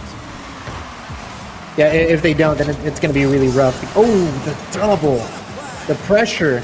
Yeah, they're going to get choked out here, and this is what the younglings do. They choke them out, steal the boost, and take away their creation on... Oh, try to play slow. Yeah, I think 19 seconds. If they can give themselves about 10 seconds, it's doable. 5 is probably panic scenario, but they've got to... Clearly, they've got to find a goal here in the next 6 seconds. So if the clock hits zeros, it's game over. And unfortunately, it looks like the younglings defense is going to do just enough to put them on match point. Ball's going to touch the ground here at some point. Bagel Boys trying to keep it alive. Gets cleared out there. Muffins does one. Can't get a second touch to keep it alive. And it's match point here for the younglings. But once again, this series incredibly close. Just that great goal by Spacey, kind of the difference maker there. And coming over a 2-goal deficit in 1 minute is just so tough. No, it is, and especially against a team like the younglings. The Bagel Boys were able to come out whenever they got those clears. One of the last goals that they scored was exactly on that. The younglings were choking them out, taking their boost. They were able to get out and score a goal. However, they have to have had that 1-goal difference with them in it, because the younglings, they'll just tie you down. Yeah, I thought that was about the best we've seen the Bagel Boys play against the younglings. If they can avoid giving up an early goal and actually maybe get the first goal of the game and have a lead, I think that would be perfect. As we see there, Cosmobuster up on the stage. He is awaiting his moment in the sun along with the rest of Boise State Blue. They are just waiting patiently. The winner of this game between the Bagel Boys and the younglings comes out of the second chance bracket and gets a final winner-take-all best-of-5 shot at Boise State Blue. So this could be a huge... I mean, if the Bagel Boys come back and they're riding a 3-game win streak, they might be a challenge. Of course, we saw the younglings take Boise State Blue to 5 games earlier in the winter finals. I mean, this is going to be a pretty good series no matter who wins this one. And I think the Bagel Boys are really, really close to winning Game 3 and forcing us to a Game 4. No, for sure. I'm still, kind of rooting for the younglings, because I see them pop off, right? We saw Danger, we saw Spacey, we saw Gills, and they need the trifecta to be able to take out Blue. Boise State Blue and get the win. Now, Bagel Boys, can they hang on? We'll see. They just can't get choked up by the younglings on defense. If they can get an early goal, maybe even 2 early goals, I think that would be so huge for them. I mean, you don't want to go down early to the younglings, because at any moment they can score another goal and extend that lead. So Muffins does a great job there corralling it in the corner. Spacey's going to dribble it over him. Fluid can't quite find it. Misery can. He's going to take a shot. Gill makes a great save.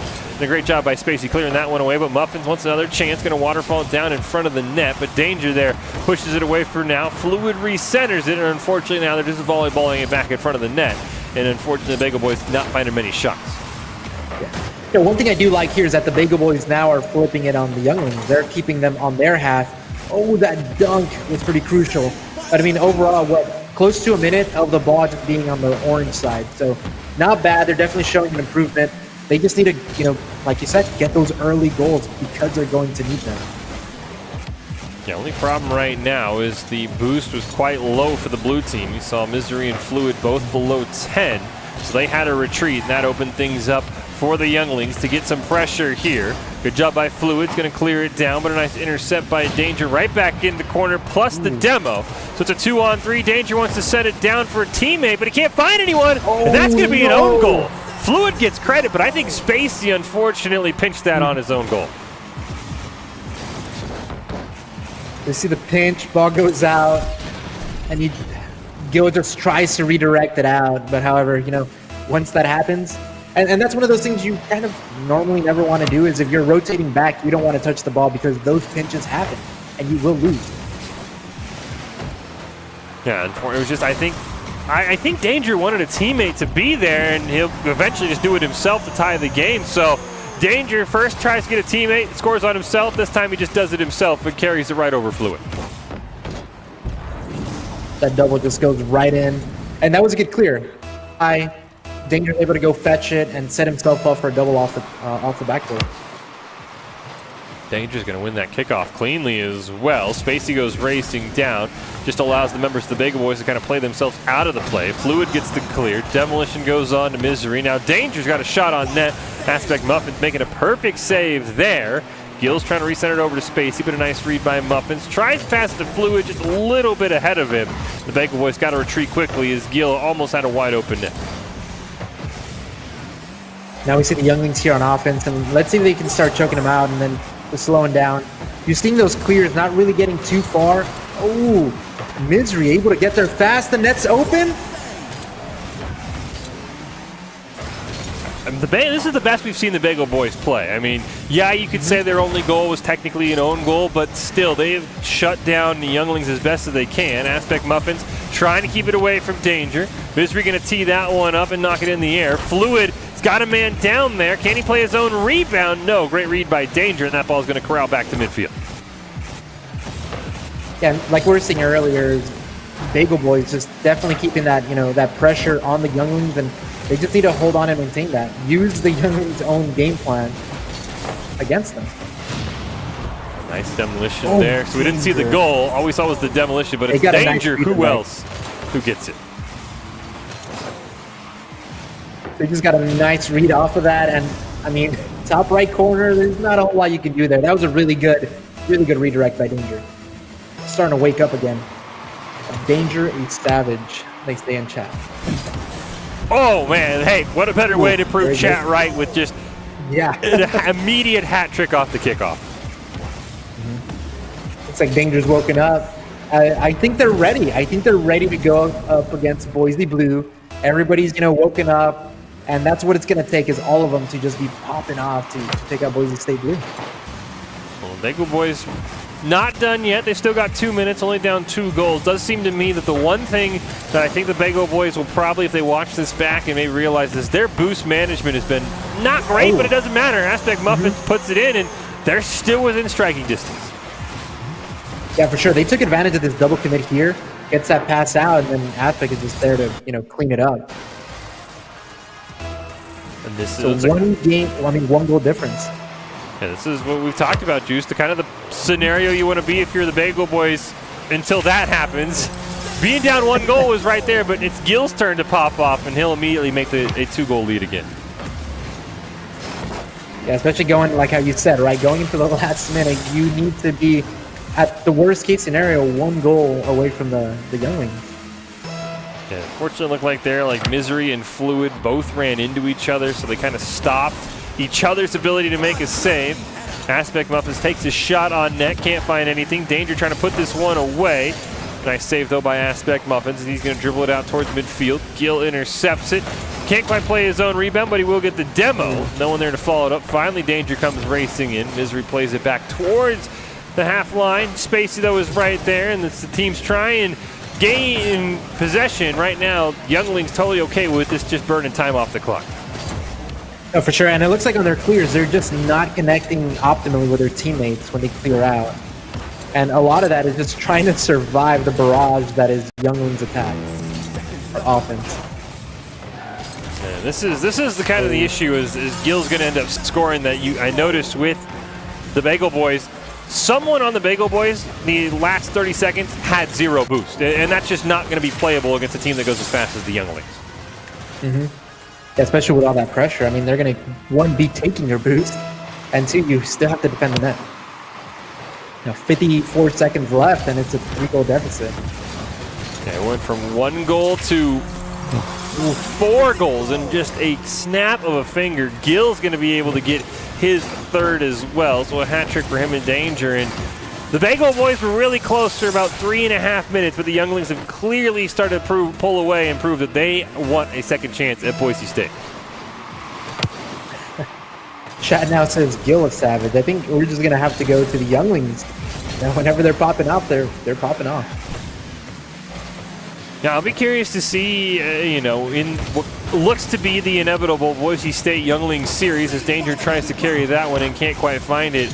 Who's going to be that complement to Danger to be able to pop off? We saw Spacey do it a couple times when these teams played. Gill only had 1 goal in that previous series between Boise State Blue and the Younglings, so it's going to be a lot of pressure on Gill to not only, kind of live up to the lofty expectations of chat, but also make sure that he gives his team a great chance to win. As this ball, nice couple shots there by Aztec Muffins, not going to find 4 goals in 6 seconds, and it looks like the Younglings going to get that 1 shot of redemption here against Boise State Blue. Yeah, for sure. And the one thing that I'm curious to see most of all is the Younglings have not stopped playing. They must be so fatigued, and to still be able to pop off. I mean, we'll see how that takes them into the final. Well, big shout out to Aspect Muffins, though, and the rest of the Bengal boys not quitting. Clock at 0 there for a good 10-15 seconds, and Aspect Muffins carries it the length of the field and puts it in. So the Bengal boys are right there. I mean, I think, like I said, their boost management was pretty, suspect at times, especially against a team that plays as fast as the Younglings, but still, to be able to put up 3 goals against them in that eventual loss, still a big shout out to the Bengal boys. So it's on to our final game of the night. It's Boise State Blue. It's Younglings Part 2. And, agree with it or not, Juice, the powers above me have ruled that this is a winner-take-all. There's no bracket reset. There's no Boise State Blue's got to lose twice. It is winner-take-all. You can bicker about it in chat, but it's been ruled. So Boise State Blue, they lose this one, it's game over. So there's a lot of pressure on this next game. No, that's going to be really good, especially for the Younglings, right? They're coming off hot.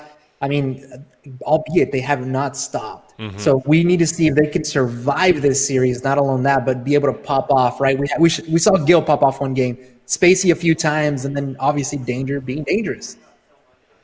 So this is how we got through the winners bracket, Boise State Blue and the Younglings. Boise State Blue won a very, very close 5-game series over the Younglings to send the Younglings back down to the losers bracket where they just swept through the Bengal boys and get 1 more shot at redemption. And as we said, this is not your typical double elimination rules where the Younglings have to win 2 series.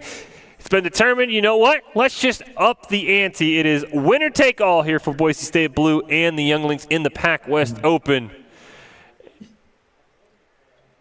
I actually do like it, right? Because then you have Boise State Blue, who it's like you don't have that cushion anymore. It's just, go all out off the get-go. Yeah, and I really am curious, though, the point you bring up, that the Younglings have not stopped playing. They got 1 little break while we waited for Bengal Boys and Boise State Orange to resolve, but if we get to another 4 or 5 game series, it's going to be really taxing on these players who maybe aren't used to I don't know if they do tournaments, outside of Boise State, but the Boise State Blue team is used to this grind of, hey, you're in a tournament, you're playing until you lose, so fatigue for the Younglings could come in huge, and it wouldn't shock me if Boise State Blue ran away and just kind of ran over them because they're just so tired. I don't think that's going to happen, but that's something you got to keep in the back of your mind. The Younglings have been playing for about 2.5 straight hours. Yeah, and those are things that we'll notice, and the little mistouches, the whiffs. Hopefully we don't see any of that, and they just keep on performing at a high level, especially going up against Boise State Blue. They took them to Game 5. Yep. That alone is very impressive. So I'm really looking forward to, hopefully another Game 5, right? Just them being neck to neck.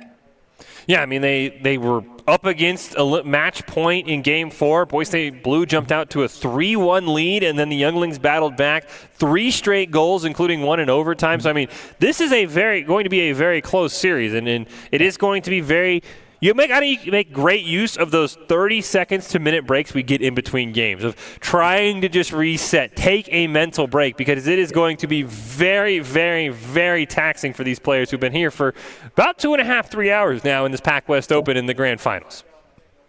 For sure. I mean, overall, throughout this entire tournament, we've seen some great teams. I know the younglings, all the way through their brackets, they had to really fight for some of these games, albeit they lost 2 before they got to the finals, games only. They were still relatively close. So, I mean, overall, it's been a lot of fun, and I'm actually really looking forward to these finals. People are concerned for your Sith holocron back there, Juice. It's apparently, one, someone says it's very, very dirty, and it's two, it's the coolest thing I've ever seen, by the way. I don't know where you got that case, but that thing is awesome. I want one. It's an awesome way to waste $300. No, it's great. It's not dirty. It's got like this gold leaf on here to give it kind of like that weird look, if you will, to make it more like a Sith holocron. I didn't want to go full gold, but if you notice, I tried to do the blue and orange. However, the orange just kind of comes off across in the camera, you know, for Boise State. I like want that. to represent for y'all a little bit. Mm-hmm. I remember we did an event together, and you were at home, and I saw that thing, and I was just like, that is awesome. It makes my like just really plain case look like super boring. And I was like, man, I really regret not getting like a way cooler case, because Juice just kind of like has it all right there. That thing is awesome.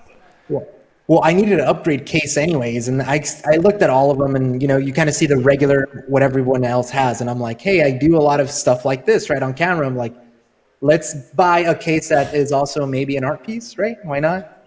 It is sharp though. I have cut myself on it. Yeah, that thing is sick. Yeah, that thing does look sharp. I would probably just like throw it. I'd break the glass somehow. It's probably best that I just have a plain bulky case, but that thing is pretty awesome.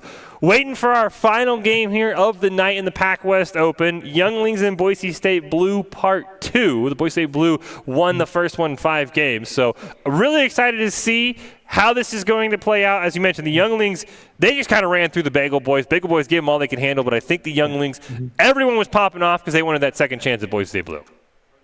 No, for sure. And I mean, big shout out to the Bagel Boys. I know it looked like, hey, they were going to run down. However, they just couldn't figure out how to stop the Younglings offense.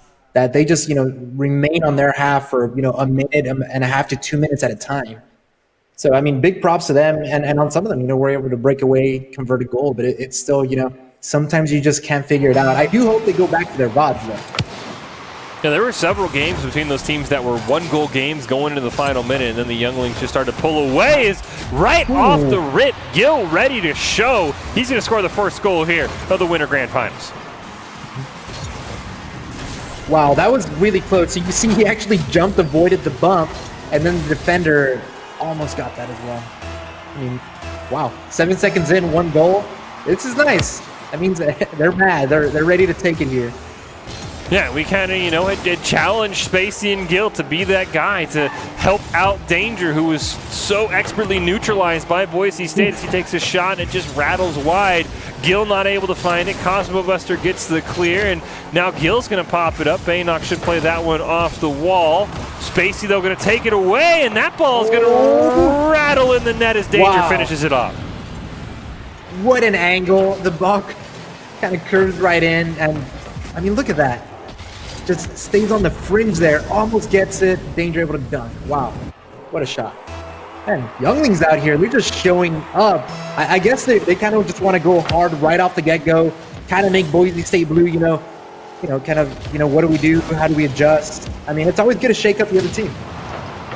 His pocket takes his shot from midfield, can't quite find it. Cosbuster tries for the double tap off the rebound, can't get it either. Now Danger is going to clear it away. Baynock steals it from him. Spacey, though, can make sure this attack stays for the Younglings. Ace Pocket pops it up over to Cosbuster, who passes it down to Ace Pocket, can take a shot. That one should go wide, and a great save by Danger just to make sure it doesn't go in.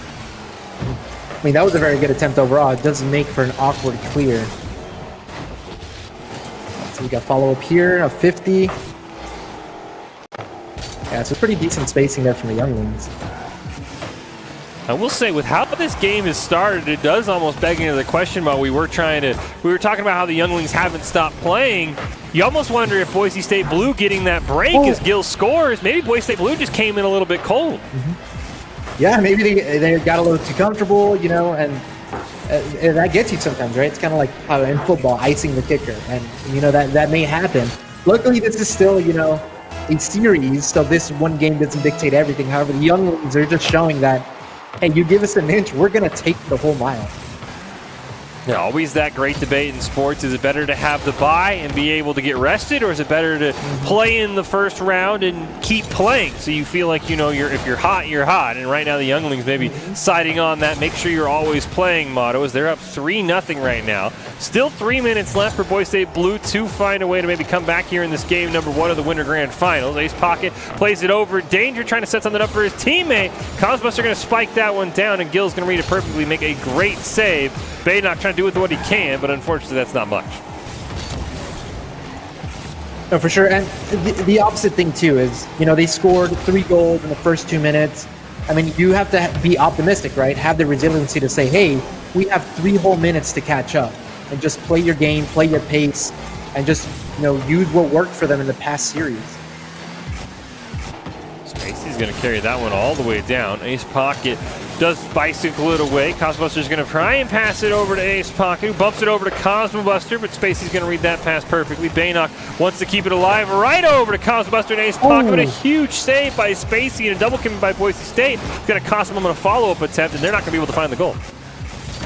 For sure, and the net just says no. That top crossbar comes down, bounces out. I mean, the last series, had similar shots just like that. That is just, unfortunate. However, that's just going to show that, hey, they do have the offensive, presence and opportunity to do that. So they just need on, law of averages. Just keep putting shots on target and, convert on those. Already gone through 1 minute of time since the Younglings' third goal. Only a minute and 50 left on the clock, and the Younglings trying to keep the pressure on. Danger's going to redirect that one over Baynock, and Youngling with a 4-0 lead here in game number 1. They just came so hot out the gate, just beating them to the ball there. And you see that speed, that aggression, just really, really using it to their advantage. Now the comeback becomes that much more difficult for Boise State Blue here in the Winter Grand Finals of the PAC West Open. As Ace Pocket going to try and challenge Spacey on that one. Cosmobuster's going to hit it down. Spacey retreating. Keeps it alive near midfield. Danger will overdrive the ball, and that's going to open up an opportunity. Pass down to Cosmobuster, didn't see it, and Ace Pocket's going to try and follow it up. There's Baynock, but right now the Younglings shutting down anything Boise State Blue wants to do. And little mistouches like that on defense, just being, I don't know, it just feels like Boise State Blue, like you said, they might be, a little slow right now because they're not warmed up, they're not hot. They better, I don't know if they'll find a way back into this game with 4 goals in 1 minute, but they better not come out in game 2 sleepy at all, because the Younglings have clearly shown that they are ready to just blow the door off this thing if given the opportunity. As you said, Juice, you give them an inch, they're going to take a mile. As Danger has an opportunity, Ace Pocket's going to retreat, and he's going to get a demo onto Gill. That's going to open up the net for a brief moment, but Boise State Blues defending, and they can't find anything. Yeah, and it looks like here, it looked a little bit slow there, but hey, sometimes you just got to say to your team, hey, you know what, guys, let's reset. I mean, it's kind of unrealistic that they're going to score 4 goals. So what they can do is, hey, reset, let's play some good card soccer, pass the ball, move the ball up the field, and not get discouraged, right? Because, again, they could see it, hey, this game is lost, let's warm up, let's reset, and just, have that optimistic attitude. 16 seconds left, victory all but assured here for the Younglings as Cosmobuster's going to bump Danger off the ball. Baynock's shot goes nowhere. Spacey going to carry it into the corner.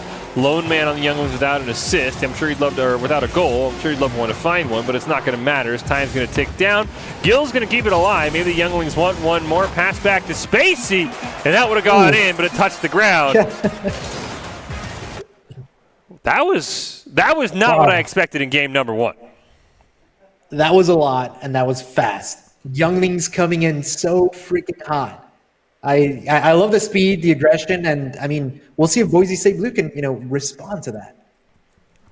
Younglings won game number 1 last time these teams played, so it's not out of the ordinary, but that one was a lot closer than that one, which was just an absolute track meet, and it was the Younglings just outrunning Boise State Blue by a mile. So yeah, I mean, game 2, how does Boise State Blue adapt? Because yeah, Danger had 2 goals, but Gill and Spacey also came to play this time. Last time it felt like the Danger show. Now it feels like all 3 members of the Younglings are clicking on all cylinders. Yeah, and that's ultimately what they need to be Boise State Blue. And, they continuously been playing. They're hot. They're warmed up. So, when Boise State Blue comes back here in game 2, like what happened the last time, right? They readjusted, fixed their game plan, reset, and, ended up winning the rest of the series. So we'll see how this next game plays out, and if we see, the same pattern. It's the PAC West Open here with Fish and Juice calling all of the action as the winter grand finals. Winner take all between the Younglings and Boise State Blue. A rematch of the winners finals. The Boise State Blue in a pretty epic 5-game series here in this best of 5. And we head into game number 2. Everybody's ready to go. We'll see how the first kickoff goes here. Cosmobuster racing in, him and Gill going to collide, and a demolition goes right onto Gill. Baynock's going to retreat backwards, and looks like for now, Boise State Blue already on their heels. And one of the things too is like you see the difference between both teams, right? So Boise State Blue does move a little bit more methodical, not as high octane, but they're more composed. And we do see a double commit there. That is a little scary. And essentially, Baynock was the third man still on their half. So luckily, nothing bad comes of it. Here's a pass, center up, middle of the field. Ooh, you got in touch there. That would have been really close. I think if Ace Pocket would have got it, he would have probably scored. He gets a chance at redemption. It bounces off the crossbar. Baynock's going to make sure that one hits home, and Boise State Blue on the board, their first goal of the grand finals. Yeah, for sure. Great pass, missed by the defense there, and Baynock just cleans it up. I mean, it's kind of like, hey, they went to the locker room and said, hey, just reset. We got this. No big deal. I think you did make a great point, though. I mean, we've seen Ace Pocket and Cosmobuster have a couple of double commits that cost Boise State Blue some goals here in this series, which is very concerning as that shot barely stopped by Cosmobuster. Tried to recenter, but Ace Pocket was there. Danger's going to unfortunately flounder around the ball. Demolition comes out onto Spacey. It's a 3-on-2, but Gill buys his teammate enough time to respawn with a great steal from Baynock. Yeah, that was actually a very good save by Gill because he had room, distance, and luckily he was able to catch up and cut out that play. Ooh, nice save by Danger. Great pass from Cosmobuster over to Baynock. Ace Pocket had got demoed, so he respawns on the blue side, which actually is going to help his team out.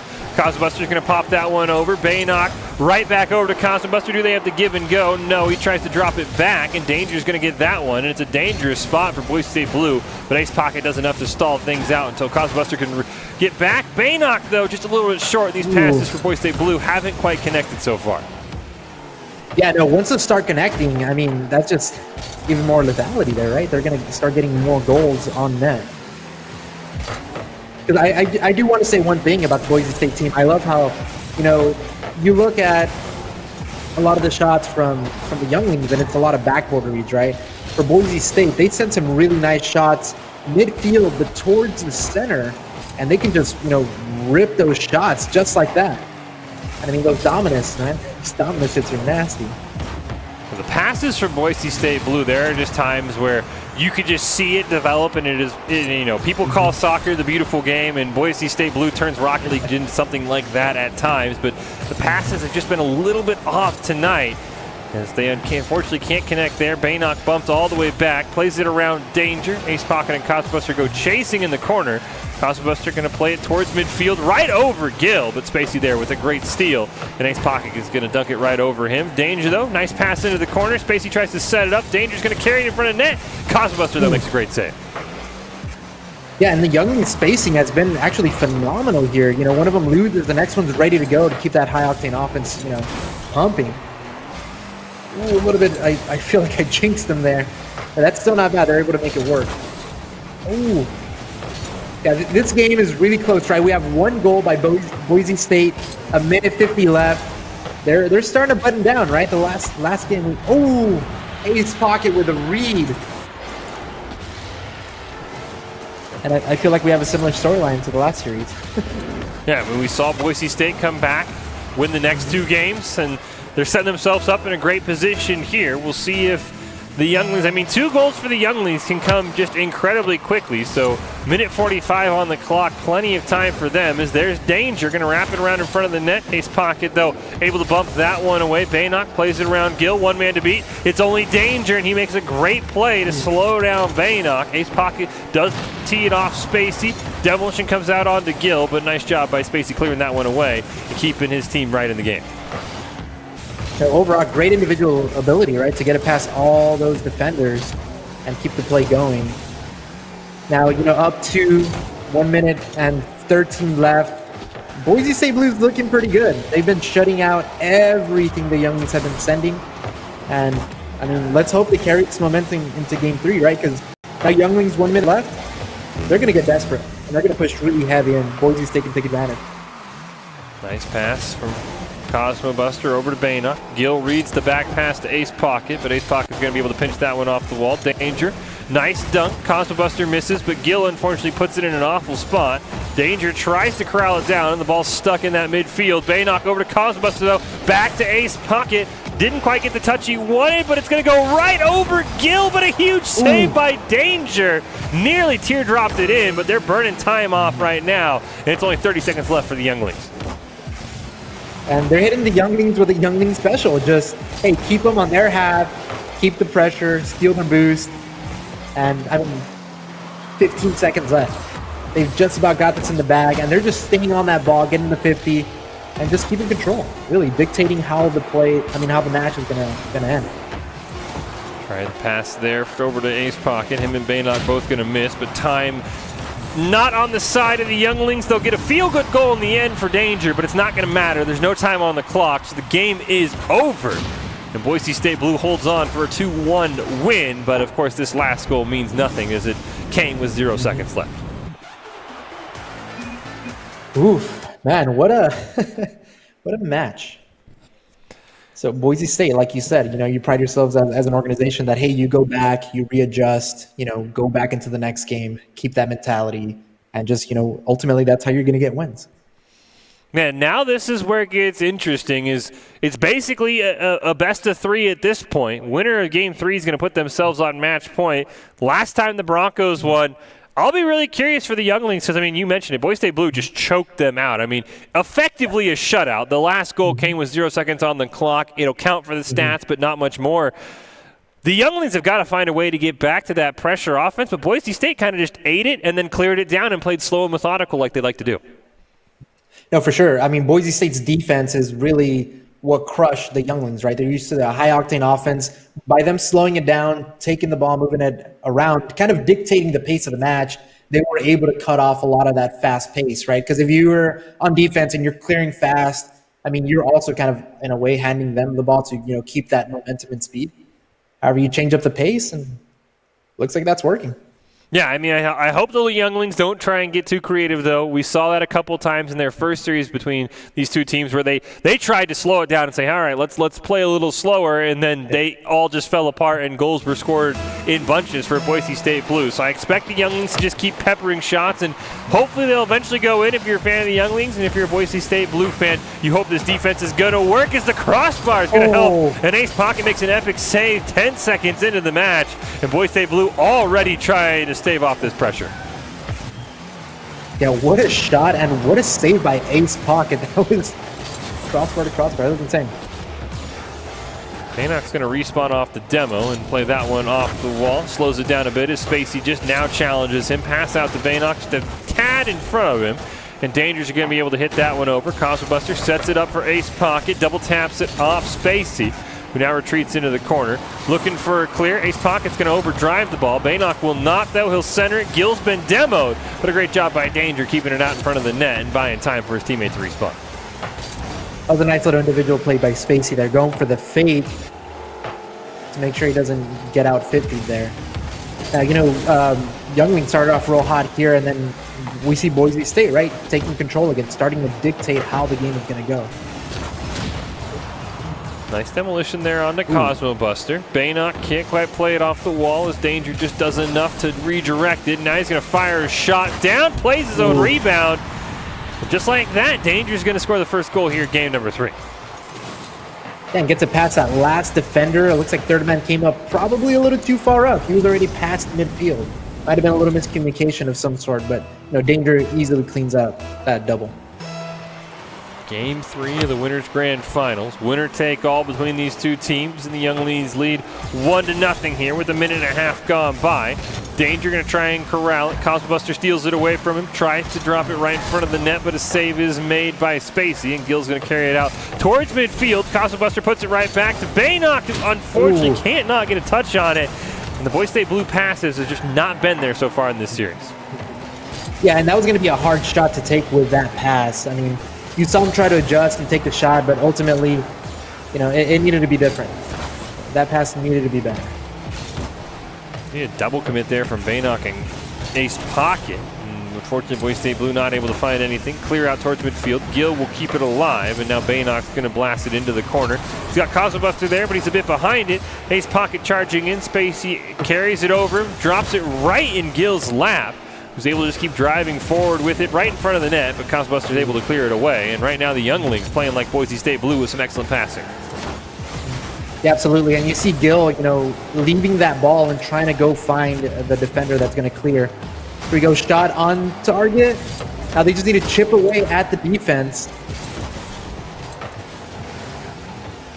Yeah, nice old lay there by Cosmobuster, but chip away at the defense, try and starve them out. You can see the boost discrepancy. Yeah, everyone above 70 for the Younglings. Only Cosmobuster above 50 right now for Boise State. He'll get that clear. Ace Pocket, not enough boost to catch that ball, and Spacey's going to be able to clear it right back. Baynock runs out as well, but at least gets the ball onto the side of the Younglings. Yeah, and Baynock, like right there in that whole series and then getting out of it, he was low boost. I think he barely picked up 100, but burned through it so fast. And that just goes to show, like, if the Younglings keep the pressure, those small little things will start happening. The defense will start to crumble ever so slowly. And that's what they're going to need to beat. Once again, these low-scoring games go by quite quickly. Already a minute and 30 seconds left on the clock. Great job by Spacey to just pinch that one. Gill can't quite find it. Demolition goes on to Cosmobuster. Shot from Baynock, turned away from Spacey, and Boise State's starting to run out of time. I mean, either way, Boise State is still not in a very bad position, right? They're only one goal down, and it just takes one error or mistake, especially when you're playing against some Younglings. Like we were talking earlier with the other teams. It's like, hey, you don't want to be further than than one goal out from the Younglings in the last minute. Should be getting into that final minute very soon here. 1 minute left between these two teams in Game 3 of the Winners Grand Final. Series tied at 1-aside, but the Younglings looking to put themselves on match point if the score holds. Pass to Ace Pocket, just barely missing by inches. Cosmos are going to chase that one down. Oh, Ace Pocket touched on the ball. That is really unfortunate for Boise State. That was a very crucial miss. I mean, they had the pressure. Everybody was up. He needed to make that touch. Now let's see, 30 seconds left. Let's see if Boise State can answer back.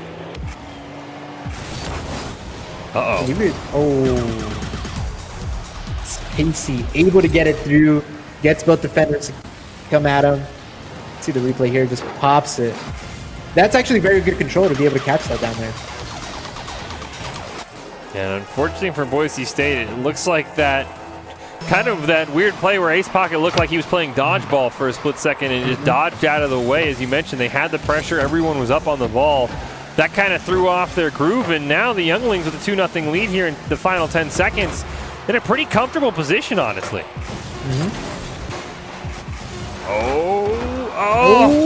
Oh my goodness. That goal barely goes wide. Baynock's going to score, but much like last game, I don't think it's going to matter. There's zeros on the clock, so it's just a feel-good goal, and it's the Younglings who put themselves here on match point. Yeah, no, but we're seeing what every game in this series just decided. I mean, it's very close. I think that's like a second left. Our in-game time, well, it gives them a chance. Let's say it looks like our in-game timer's wrong, but it was a great job there by whoever that was on the Younglings to jump up and kill that kickoff. So still the same result, and now it's the Younglings' turn to be on match point. We'll see how they handle that pressure going into game number 4. No, for sure. It's, win-win, lose-one, win-one. So we'll see how Boise State reacts. But, I mean, the Younglings able to keep that pressure. And Boise State did have those opportunities where, that misflip, right? They had the pressure. The recipe for the goal was there. It just needed a little more time to cook. Yeah, and it just feels like the passing for Boise State this game has just been quite just stale, honestly, if we want to stick with the cooking analogy, because it has just been like inches off, and you see it, and you mentioned it. If they hit that, it's probably a goal, and they just couldn't quite connect. Yeah, and it's that, just connecting those passes, because they do amazing passing plays, and it's just, lining that up. They just seem a little bit off. However, they still have time to come back and fix that. Quick look at the bracket as we head into what could be our final game of the night in the PAC West Open. Here is how the winners bracket shaped up, with Boise State Blue and the Younglings playing in a quite epic 5-game series that the Blue team ended up winning. They sent Younglings down to the losers bracket, where they took down the Bagel Boys for the second time tonight, and they earned themselves a shot at a redemption, and right now they are proving that they earned it as they lead this series 2-1 heading into game number 4. And unlike most double elimination tournaments, powers that be have ruled it that this is the winner-take-all series. There will be no bracket reset. And right now, Boise State Blues got to make sure they play in a hurry as that ball barely misses the net. Yeah, for sure. I mean, Boise State's in an interesting situation. They can't let up, and I don't know, it's weird. Like, do you have to decide, do you play a little more aggressive? Do you stick to the recipe? Because ultimately it was working. They just needed to line up those shots. They needed to connect. Nice clear by Spacey. Baynock's going to retreat for it. Cosbuster wants to challenge it. Ball in front of the net. Danger's going to slow roll that one in. Boise State double commits and over pursues. And Youngling just, again, those backboard passes. Almost, I think Baynock was going to get it. Gets bumped. Yeah, I think, looking at the replay, I think Baynock ran into his own teammate. I think you're right. He would have got that save. Yeah. That's right. All they got to do now is shake it off. Here's the flip side to that, right? If you're going to get scored on, you know, the sooner the better, right? That gives you way more time to adjust and catch up. See Cosbuster dunk it over Danger. He's able to corral it as a charging Baynock couldn't put a shot on net. There's Baynock. Gets a pass from Cosbuster. Going to try and set something up for Ace Pocket. Gill makes a great save, but Cosbuster's going to launch it home. There it is. The passes, you know, to you, to me, back to you. Oh, man. And that, look at that, wide open net, silver platter. I mean, those are the Boise State passes we need. Yeah, the shot from Ace Pocket got out the double commit from Gill and Danger, and as you mentioned, Juice just left a wide open net for Cosmo Buster, who had been held scoreless so far. And usually when Cosmo Buster is held scoreless, this Boise State team is going to struggle, and it's a big reason why they're down 2-1 right now. But game 4, all tied up. Gill not able to find it. Danger is going to boost past it, but those whiffs you talked about maybe paying off dividends, and he barely beats Cosmobuster for what would have been an open net shot. Yeah, for sure. And you start seeing a little bit more from the Boise State side is that game sense of seeing that, hey, I have a teammate here. Let me just feed him the ball real quick. So that's definitely an edge that they do have over the Younglings. However, the Younglings, they have that speed, that fire. They just keep going. Playing keep away from Danger right now, who's chasing that ball in all directions. As Baynock stops Spacey. Danger, though, going to clear it all the way down. Cosmobuster gets it over one. Demolition does go out onto Ace Pocket, and that's going to open things up. Gill's going to have a great shot here. Ace Pocket comes in the nick of time and makes a great save. Good reach. Oh, the miss. See if Baynock can set up a nice center for his teammate. There it is. Oh my goodness. So close, just shy. Oh, great save by Gill on that shot for Baynock. Spacey's going to make a great save, and right now it's the Younglings' turn to survive this onslaught. Gill's going to get demoed. Actually a benefit there. He'll spawn with more boost than he had when he died, and now Danger's able to push that one away. Ace Pocket, one more attempt.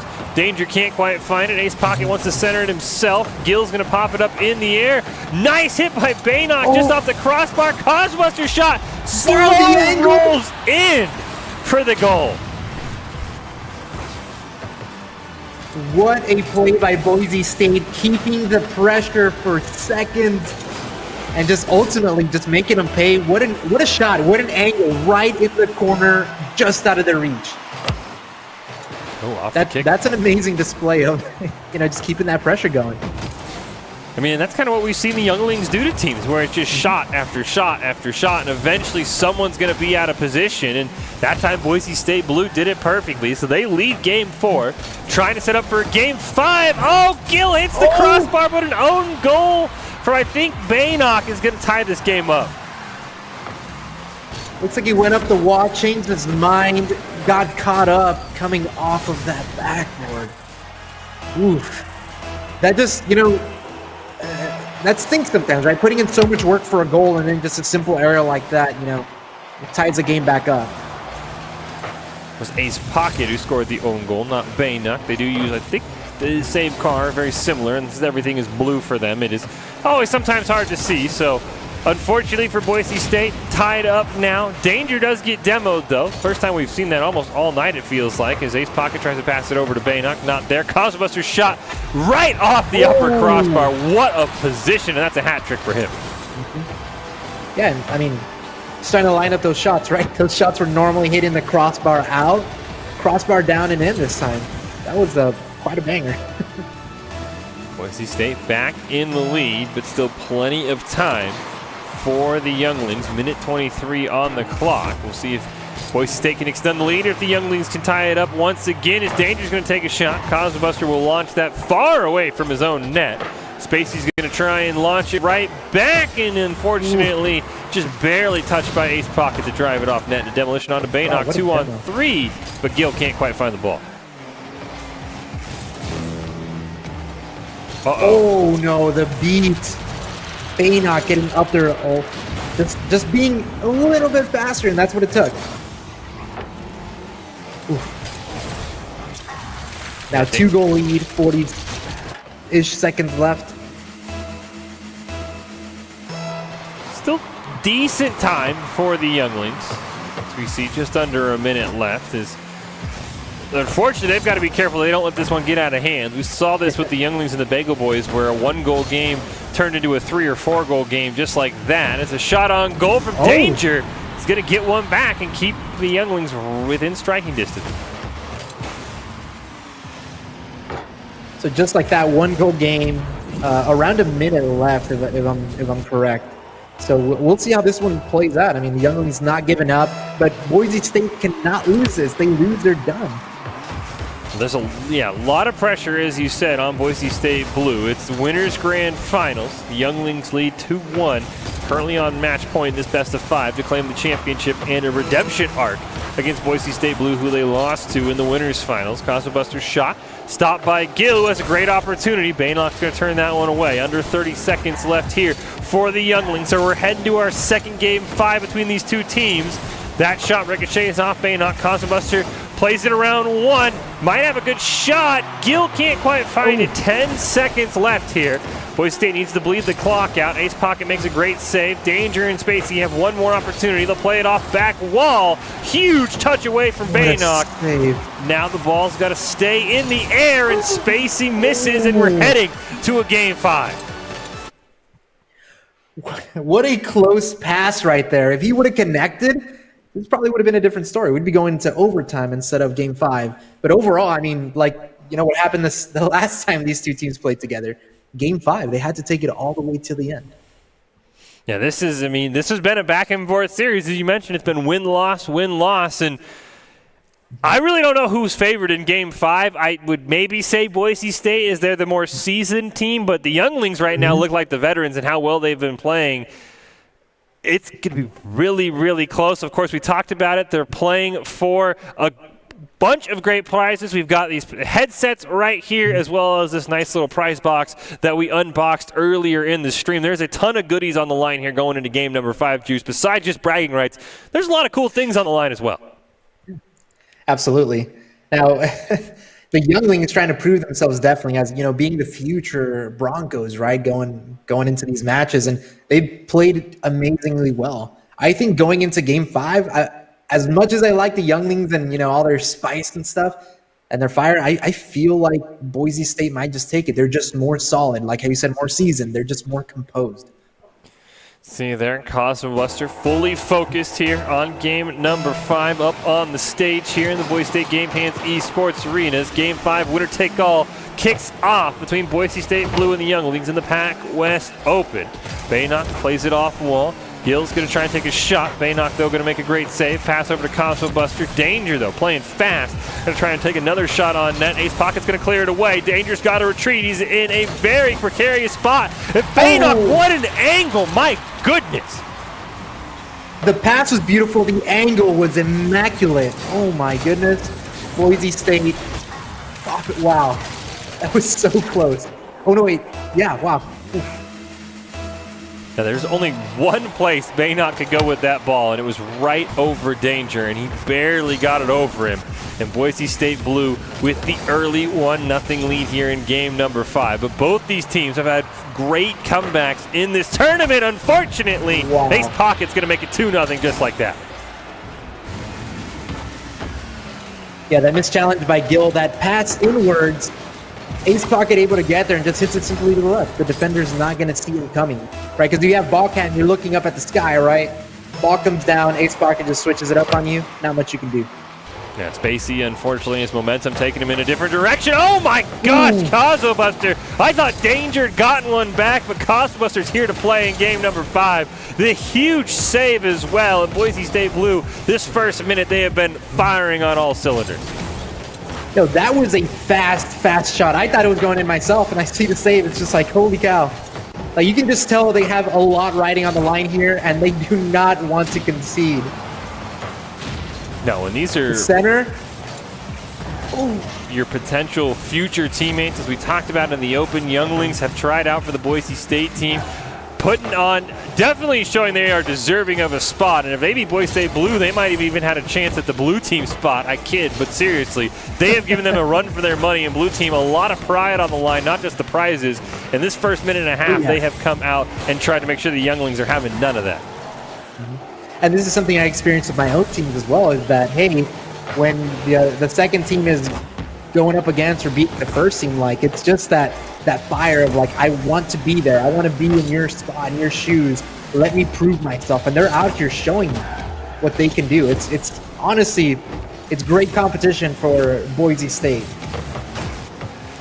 Yeah, I mean, I would love to see, if these guys are able to make the team. I mean, just, what they say, iron sharpens iron, and this would be great practice to go against a team that is equally skilled as you. Demolition comes on to Spacey, but Danger's going to make sure that Ace Pocket can't make this a 3-goal game. Nearly entering the second half of game number 5 of the PAC West Open Winter Grand Finals. Winner takes home everything as Spacey's got Gill in the corner, shots a bit wide, and a great job by Baynock challenging him and making sure that pass does not connect. So we're about reaching halftime here. Boise State up 2-0. I mean, they've looked fast. Like, wow, finding that open net, pushing the ball out, and just catching. Oh no, he needed that touch. Wow, I mean, 3 up, halftime? I don't know, if you're the younglings, you have to go fast, you have to go now. I mean, in all of these goals for Boise State Blue, I mean, they have been so close to making saves for the younglings. These have not been wide open nets that we've seen in some of the other series. So this is still, despite a 3-0 scoreline, a very close game, as you mentioned. Second half just started here. The younglings probably need a goal here before we hit the minute-and-a-half mark if they want to keep pace. This Cosmo Buster's shot goes high. Spacey's going to dribble it down. He's got Danger to his left. Unfortunately, Danger's going to slow it down, try and play it off the wall, and Cosmo Buster's right there. Boise State Blue not letting anything get through them right now. A nice shot from Baynock, just inches from the crossbar. Well, I mean, you see Boise State Blue showing this is why we're the blue team. And, I mean, it's one of those, right? When your back is up against the wall, how do you perform? What do you do? And Boise State Blue out here just tearing it up. Minute 45 on the clock. The younglings have got to go now, but they barely have been able to leave their own half. And we talked about this when we first saw them play with this hyper-aggressive style. The weakness we figured would be defensively, but most teams haven't been able to capitalize. Well, Boise State Blue in this game has capitalized with a capital C, and it has been all Broncos right now. But Spacey's got an opportunity. Baynock makes a great save. Can Ace Pocket clear it out? He can. Gill's trying to make a play on it. They'll die it in the mid. Baynock, though, perfectly pops it up, and Danger's going to have to just try and get away from his own side.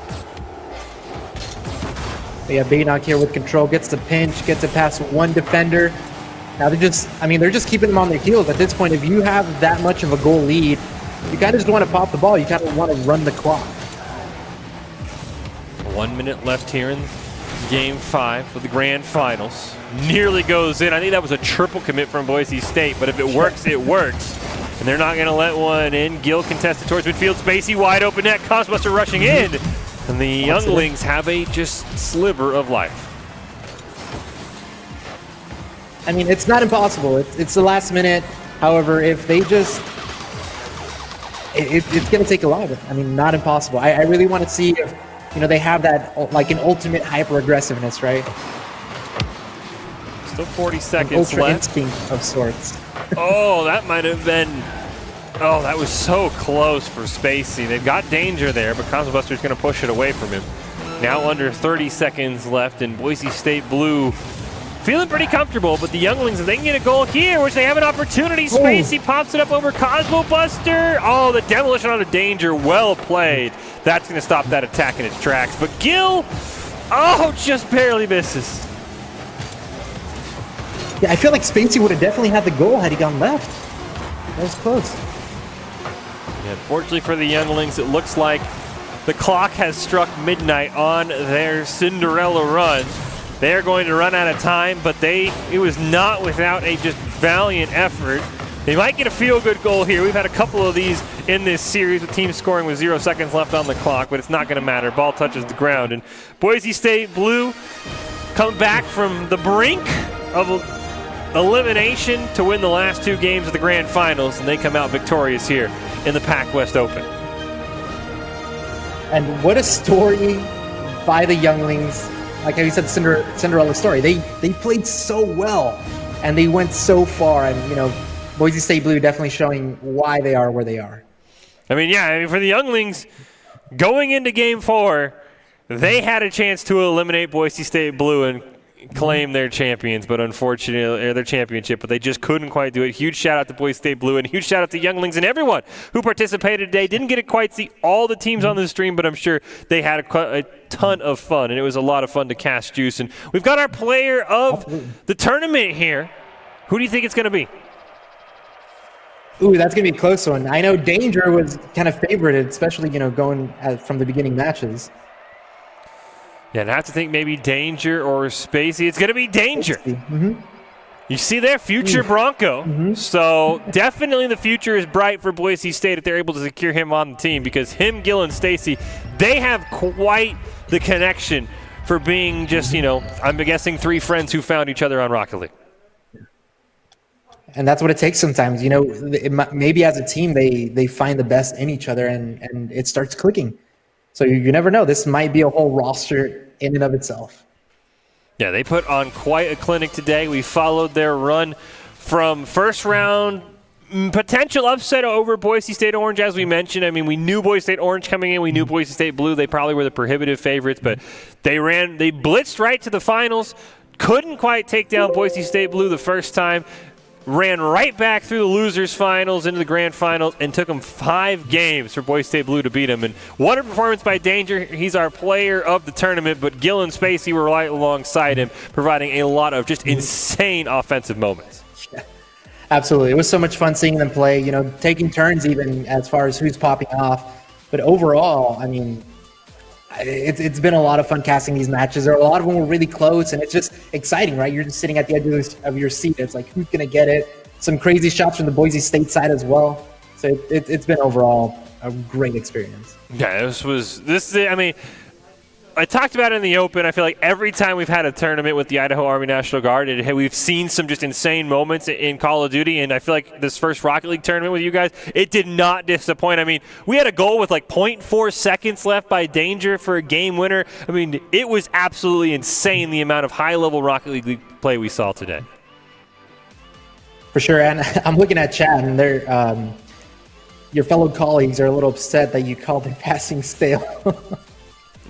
See Baynock there. Baynock and I have a love-hate relationship, so we'll call that what it is. I'm a caster. I'm paid to be honest, and I guess the question now is, Juice. The only thing we have left is, do we want to do this again? Because this was a ton of fun, and the Call of Duty tournament, I feel like they've only gotten better and better. I would love to run this back at some time and see if the younglings have another chance at it. For sure. I'll be more than happy to cast or even play, whatever the case is. Overall, this has been so much fun. And, watching this, I know what I'm going to be doing all night tonight. I'm going to be playing Rocket League.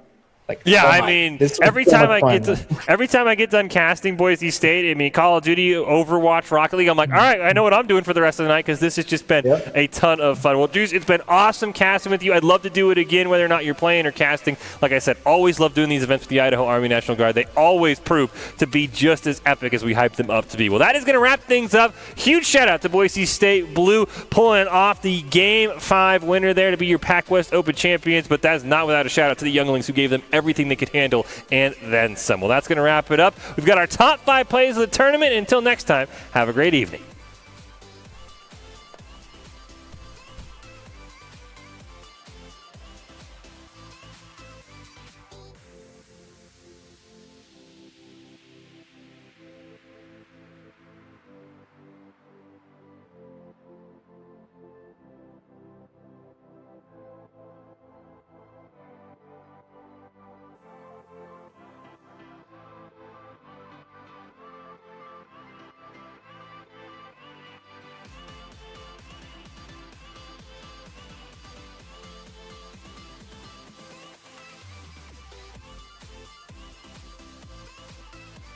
Spacey with a dribble.